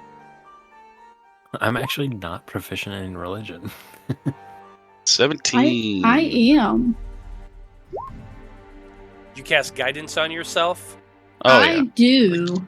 Cog's always gonna do it. So, he's seen the both of you cast a spell now, and as you're saying that, he says, "What are you doing? Casting spells? You're trying to cast a spell on me?" I'm an old man, and it helps me remember. It happened to me. Did you see it? Yeah, I touched myself. Okay, you're gonna have to make a persuasion check with that one, or actually deception. You're gonna have to make a deception check. What? He is a fucking old man. He did it on himself. Yeah, but you're not doing it for your memory. Actually, he kind of was. But... Yeah. He looks very distrustful at you, and he says, "You're gonna come into my establishment. You're gonna start casting spells around here, and I don't. No, get out of my shop. I'm not dealing with any of this. Get out of my shop before you bring the devil down on my door." Wonderful people in Barovia. Wonderful. That was definitely a nice, warm welcoming. I mean, didn't really expect much. What did we get from those religion checks? With the religion checks, you see that he is. I'm blanking on the name of it right now. He seems to be doing a sign of the Morning Lord. Yeah, as I say, it's the Morning Lord in Barovia. Or the Bright Lord, I think maybe they call him sometimes. Morning Lord and Mother Night. Oh, wait. You know what? No. The Bright Lord is in Shadow of Mordor. Never mind. Yeah. Different thing. But anyway, it was the sign of the Morning Lord that he was crossing himself. But now he's yelling at you and telling you to get out of his shop. Kind of spiteful as she's leaving. Delphine is, because Delphine's not very charismatic, is gonna like spitefully say, May the Morning Lord look upon you. As we're being shoved out the door. And the tone is not nice. It's very that snobbish, elvish tone. Oh yeah, he you can tell he definitely picked up on that, but he is still shouting at you, telling you to get the hell out of his shop. He's kind of come around the counter a little bit to watch you all to make sure you're leaving. I mean, I was gonna buy some stuff, but guess not. Yeah, I don't think this guy really cares. You all shuffle your way out of the door, which is slammed behind you, and you hear a very resounding click. Well, that just went swimmingly. Don't worry, guys. I know how to pick a lock. Maybe we should write, "Hey Devil, visit here" on his door. Dick. Do you say that loud enough for him to hear? Nah, he'll say it under his breath because he wants to maybe pull it off. Well. Maybe next time I'll do the talking. No. Just more people with short people, problems, I swear. Everywhere I go. Yeah, that's just probably looking at Vide just everywhere I go. Anyway, all right. Well, let's find somebody else here that's not everybody here seems like they're on down luck. But let's find one that's not a dick. Maybe the one who's crying. Maybe we should let Danika talk to that one. The person's still crying. Let's follow the tears. You can still hear the sobbing, and since you are closer now, I would say that everybody can at least make it out a little bit. The sounds have not stopped. They do seem to be coming from a townhouse to the south. To the south, you say? Mm-hmm. I guess. Let's approach the townhouse. Danika would like to approach the townhouse. Okay. You're making your way down. You turn to the south, off the main thoroughfare in the center of town. As you're doing that, you also do notice that to the north, in the center of town, there is what appears to be an inn. A large single-story building. No, that's actually the church. No? Over here. This one. Yeah, this one right there. Very large single-story inn. The sign out front at this distance, you can see it reads, "The Heart and Soul Tavern." Which is also in common. Oh. Okay, I mean, they say they don't have travelers, but everything here is in common, whereas everything in the house was in, this old... Well, I mean, there was common in there, too. And this is, an old, he's got that, but it was an old version of common. Something that's definitely not spoken out loud very much anymore. Mm-mm. So maybe maybe that place was just an anomaly here. I mean, this whole place is an anomaly. But maybe even that place there was something stuck out of time that somehow we got trapped in. I mean, that's possible. I mean, the kids have been dead for a long time. Long enough for they're just to be bones. Yeah. So, who knows? Well, Notice there's not a lot of halfling written around here, though. He's just gonna keep he'll keep harping on the halfling hate. Anyway, sure, all right, go ahead. Sorry. It's okay. Written all the way at the very top. Yeah, probably dicks. Yeah. It's written on the very top, that way you just can't see it, and in really small print. Anywho, you continue on down the street, making your way south. As you do, you can all hear those moaning sobs floating through the still gray streets, which tends to color your thoughts and fills your mind with a little bit of sadness. The sound flows from a tall, dark, two-story townhouse. There is an open window on the second floor, which seems to be where the sobs are coming from. The curtains are drawn and kind of flutter a little bit in the breeze. The rest of the windows are curtained and closed. It's this house right. Oh, I went too far. I was like, they're so far away.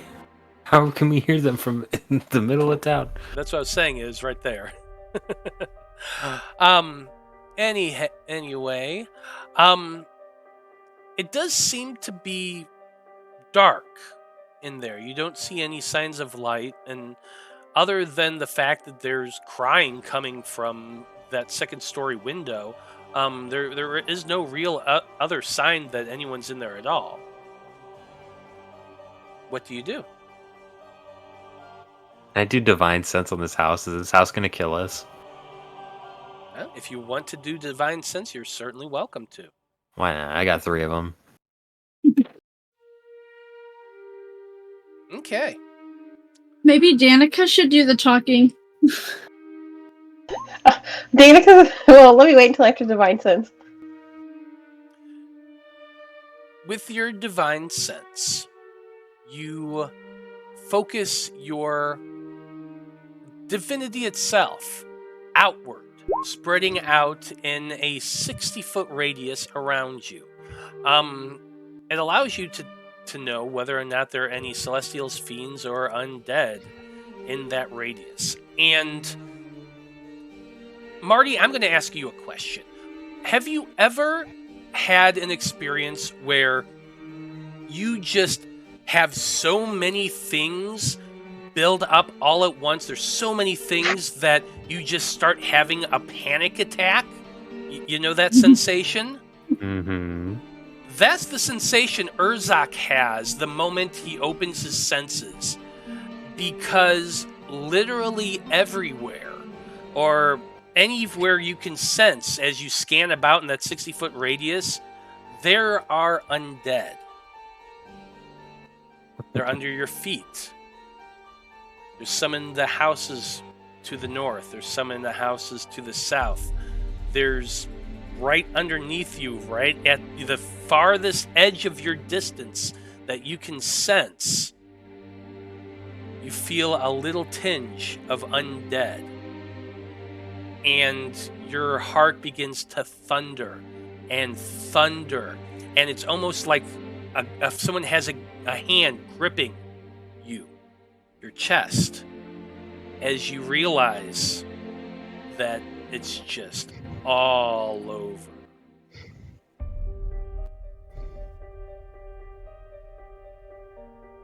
So I'm not doing that again.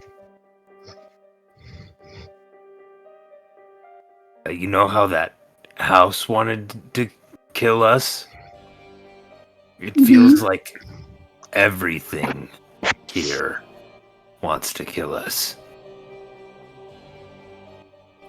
This is gonna be fun. This sounds rather unfortunate.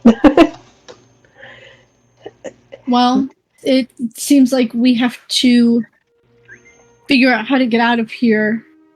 And the only leads we have are this devil and the 2 people mentioned in the letter Danika found. Who was it? Van Richten, and there was somebody else. I think it was like his dog. I'd have to pull it up again. Irina Koyana. Then there's Koyan. And last name I don't know how to pronounce. And then Van Richten. It's Enderovich. yes, it's Kolyan Indirovich. Indirovich, yeah. Apparently, he's a burger master. Kolyan Indirovich. Burger Master. Burger master of Jova. Would we know what the actual word means? Burgermaster, You would Instead not. Like you can take context clues and guess it's probably a rank of importance if it's used like that, but like specifically, you wouldn't know because that's not a word that you've heard in Laropa at all. Now, Urzak, the one thing I will also mention that when you scanned, you didn't sense any undead necessarily in the house in front of you. The one with the sobs. Okay. It's just literally everywhere else. It's underground. You can sense some in some of the various other houses around you. It's terrifying. Go ahead, Danika. Danika is going to walk up to the front door and knock on it. Okay. And as you do that, we've got a hydration check in chat. So everyone make sure you have a drink. Oh shit! Well, I mean, got a bottle of whiskey. I've stress got chugged ramen like here. 2 bottles of water in this stream. I don't have any drinks on me. You're all terrible. You got to remember to keep those drinks with you. Okay, but nobody told us to, so. I only have 125 proof whiskey in front of me. Chug it, bitch. Fuck it. I don't want to. You won't. You won't. I got to drive to Kansas City in the morning. I don't want to die. Right? I'm kidding. But anyway, Danika walks up to the door and knocks. Hello? Anyone home? Hello? Oh shit. Her bubbly nature. At first, the sobs make that kind of a sound and stop, and the house is silent. Excuse me, I heard some crying coming in here. I am worried about your well-being. I am about to perform a welfare check. Hello, can you come to the door? Make for me a persuasion check.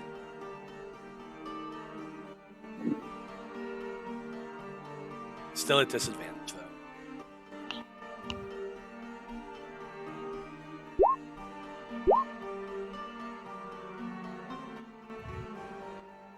though. Basically an 18 and a 21. Yeah. So 18. It's 18. Yeah, so 18. A few moments go by, but then you hear the sound of footsteps coming down the stairs. The door is opened just a crack, and you see a pair of human eyes peeking out from it. What do you want?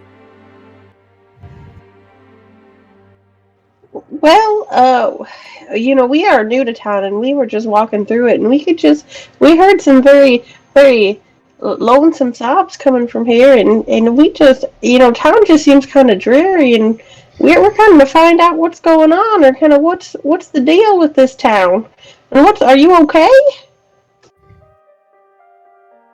The door opens a little bit more, and you can see a very haggard sight of a human woman.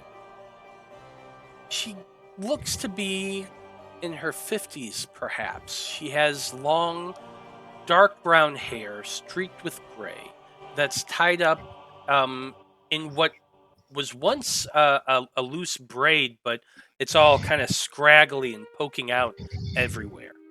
As you're able to see her more now, she seems to be wearing little more than a bathrobe, kind of huddled around her. Her eyes are puffy and red, and there's dirty tear streaks going down her face. She's also seems to be clutching a bit of a doll to her chest. It's very odd looking. this doll. It seems kind of malformed a little bit, and she's just kind of clutching it hard and holding it as she looks at you with eyes that are filled with both sorrow and despondency. She says to you, "My daughter, my dear daughter, Gertruda, she has run away. She left me all alone. Swore she would never come back. And I fear for her. The devil takes away young girls. Everyone knows this. And I fear that my daughter will be taken."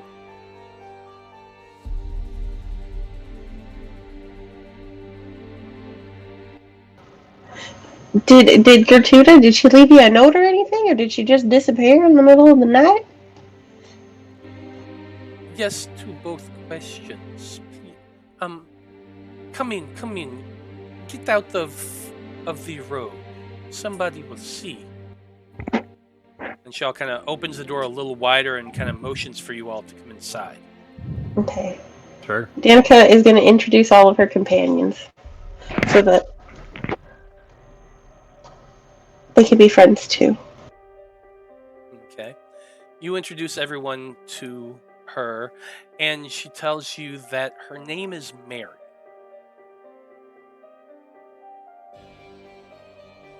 She says, "To answer your questions, yes to both. She left in the middle of the night, barely a week ago. She left a note pinned to this doll." And as she holds it up, the doll, you can see, like I said, it's very malformed and strange. It has a wooden face, large carved eyes, and a very odd, strange sort of leer carved across its face.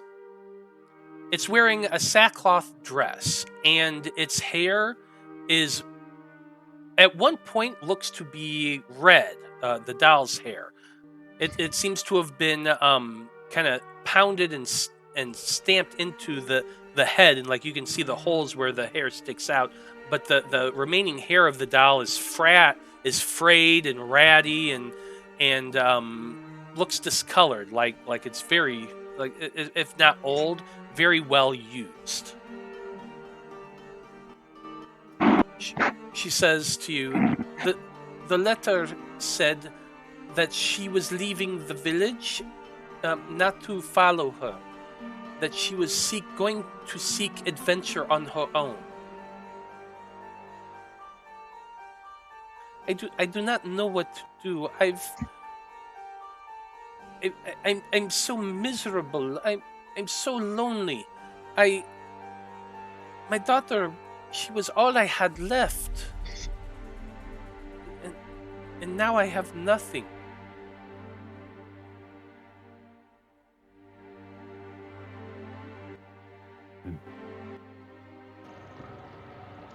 Well, she's going to turn to her companions. Sorrows and prayers? Well, at least you still have your life. But we have been traveling. We are kind of making our way through this land. Maybe if you could teach us a little bit about it. I don't know, do you have a map or any kind of knowledge of the land? Or anything like that could be use of us for during our travels. Maybe we could kind of look for Gertruda while we're out and about. The moment you say that, she just latches onto your hands with hers and is like pressing this doll into between your hands. And she said, "Oh, you would look for my daughter. Oh, thank you so much. I would appreciate it so much. But Gertruda, she was always such a pretty girl. I was afraid, and I kept her here in the house. I would not let her go out. She knows nothing of the world. She knows nothing of the people out there, the horrors that are out there. This land is cursed. It is ruled by a devil, a horrible devil who resides in the castle up on the hill. Or up on the mountain. It's not a hill, it's a mountain. So is this house on Haunted Hill now? Yeah, it's a castle on the mountain. The castle is called Castle Ravenloft. No one is welcome there. Nobody goes there. It is a place of death, of misery. The devil cursed this land long ago. Cursed it because of a sin. Some sin our ancestors committed long ago. No one is safe. And my daughter who has never been outside these walls, I fear she will be killed immediately.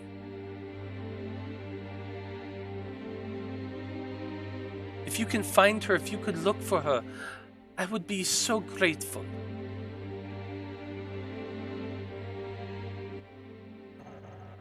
Well, ma'am, we can't make any promises, but we will keep our eyes open. What does your daughter look like? My daughter is very beautiful. She is 16. She has very dark red hair, just like this doll. And in fact, I ordered it for her specially on the day she was born.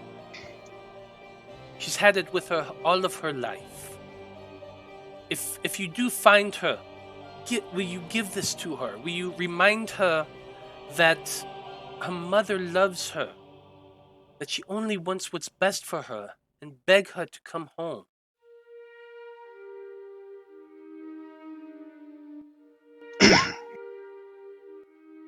Yeah.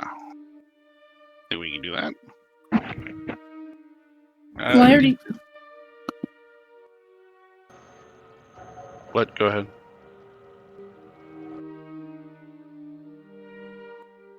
Oh, I thought you were going to say something.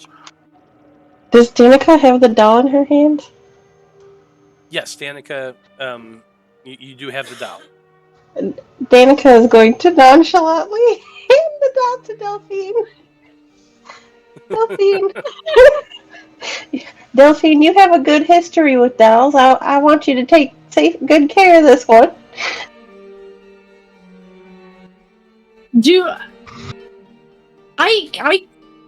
No, I didn't keep the other doll, but I will take the doll from Danika, and I will try to be just as slick. Whew. To put it away. Okay. Do you have any other questions for this woman? Do you know who the Burgermeister is? Yes, I do know the Burgermeister. And she kind of holds her head down a little bit. The Burgermeister died 3 days ago. Rough. Oh. Sorrows and prayers. I guess we have the. Who has the letter? Or did you guys leave it on him? On the body? You still, I believe you, Danika still had that. Yeah, I think it's here somewhere. I mean, he would say, "Goes, we found a letter on a poor, unfortunate individual that had passed away that had the Burgermeister's name on it," and he would kind of briefly describe what the gentleman looked like. Does that individual sound familiar to you? You're describing the guy that was hanging? That was hanging, yeah. She thinks to herself, yes, that sounds, she's trying to remember his name, which I do actually have written down. A second.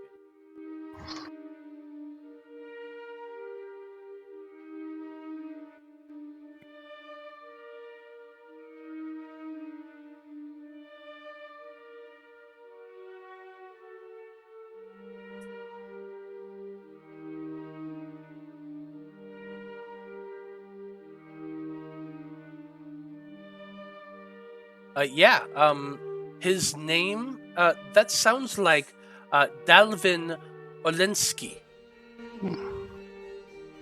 He was he is a gardener who works and general handyman around around Jova. He occasionally worked for the burgomaster. Yes, it seems the burgomaster's also having issues with his daughter. Something about evil You befouling mean her. Irina. That would be the one. They say Irina is cursed as well.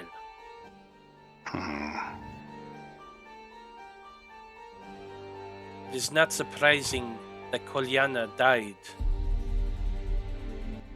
No, Oh. yeah, Kolyan. It is not surprising that Kolyan died. There has been many strange rumors being said about his daughter. Do you by any chance know who Dr. Vadricton is? The moment you say that name, she kind of... No, I'm afraid I do not.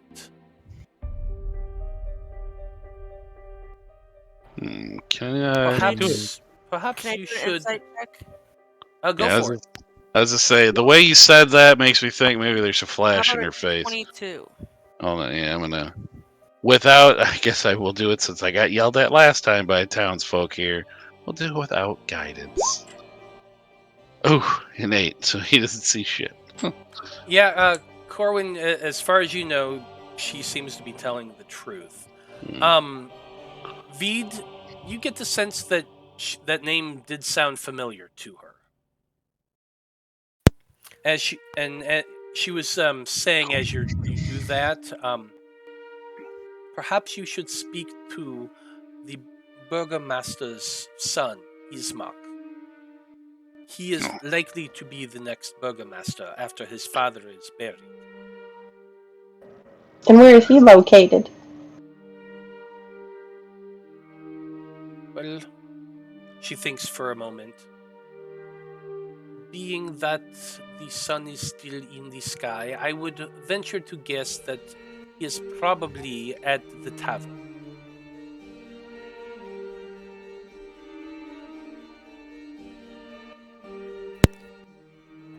What was the name again?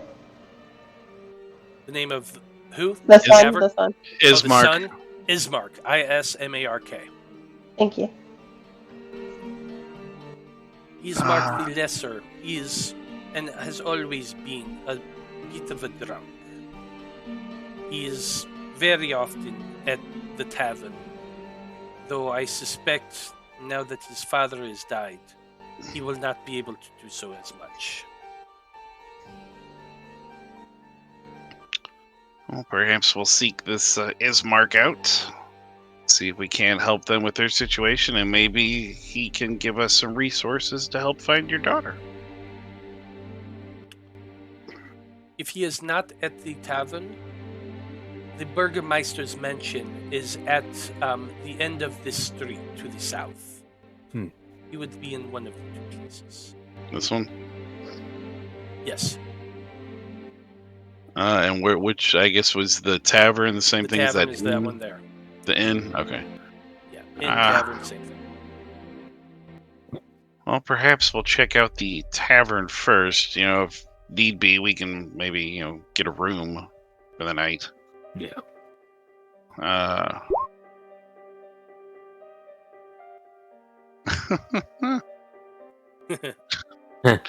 Yeah, we'll go That was check all in this for there, time. and like I said, we'll do our best to see if we can't help find your daughter. I mean, we're new to this place. We're kind of getting our bearings here, but if we can help, we will help. Thank you so much, people, travelers. There is not much kindness in this land. I am grateful for somebody coming to check in on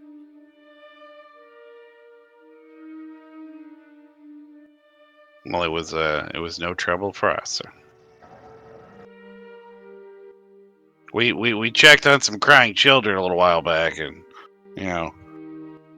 why? What's one more situation like that? So we survived, but hey, so that's a good day. Indeed. But we'll leave you now. We'll go try and find this Ismark, and we'll see what we can't do for you. Unless anybody else had anything else to ask Mary?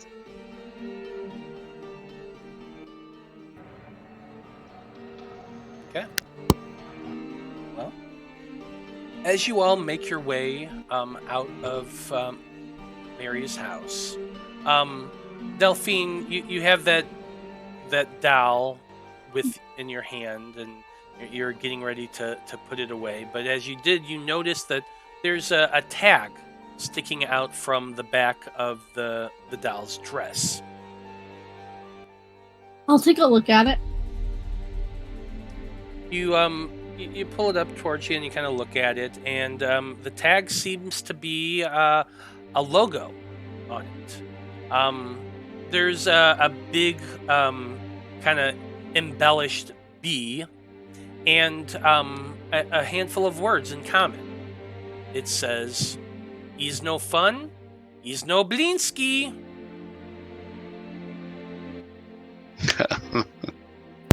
Interesting. Sure, that means something. This doll must have been fun at some point. I mean, it is very well loved. It is very creepy too. Like, one shoulder's higher than the other. The head is like kind of distorted and bulbous.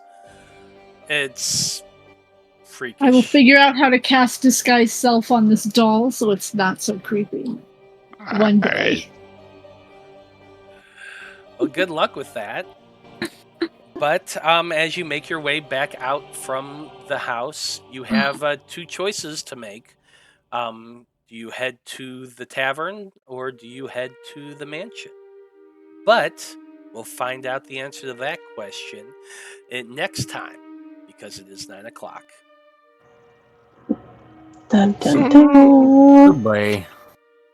This doll is like gonna kill me in my sleep. Bet. Oh, for sure. Absolutely.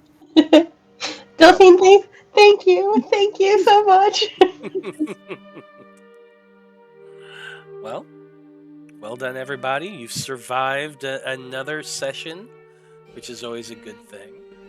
Thank you to everyone who watched today. We very much appreciate you tuning in and hanging out with us and learning all about creepy dolls and horrible wolves and how well Matt gets discombobulated from getting home from work late.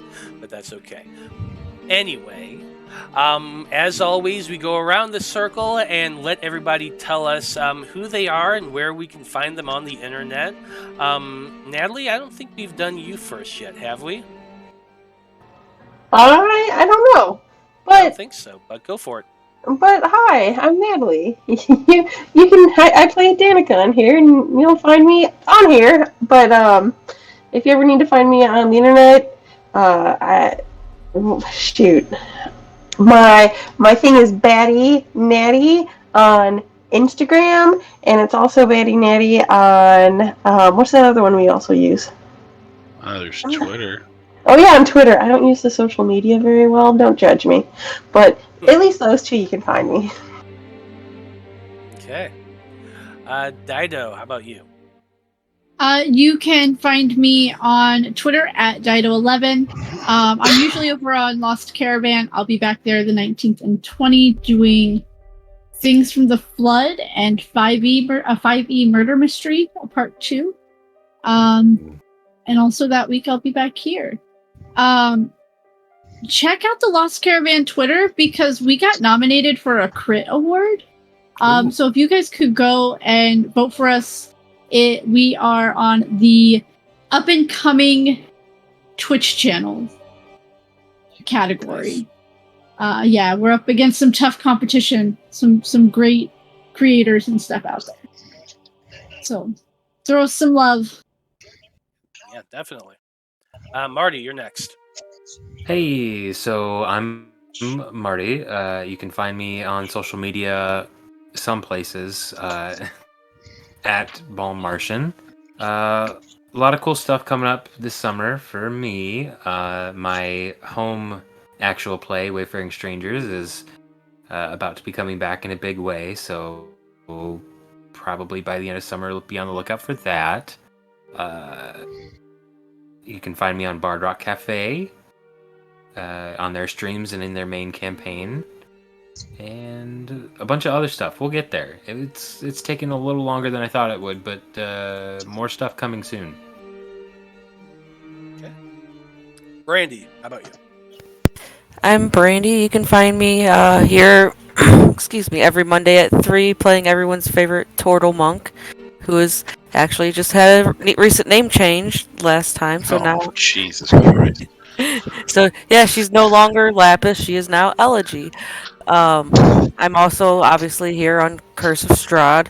I'm on all the other stuff as River Dragon 82. I don't do a whole lot still, but, you know, maybe one of these days. But, yep, that's about it. Okay. Joe. Well, Mondays, 7 o'clock, I am Blood from Stone. You guys start. Hopefully, we will end up playing this week, because we had one of our members had an unfortunate incident, and he was in the hospital this past week. Not going to go into details on that, but hopefully we can play next week, because we're going to do a whole lot of murdering, and you're going to love it. Hidden Blade, poison damage, it's going to be great.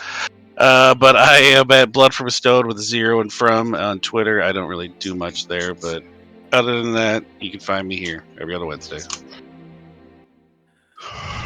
Well, I am Matthew R. Dawson, your discombobulated friendly neighborhood host and GM here on the Random Rhapsody Network. You can follow me on the tweets and the Instas as @ScruffyWanderer, and I also run the Random Rhapsody Twitter, which is @random_Rhapsody.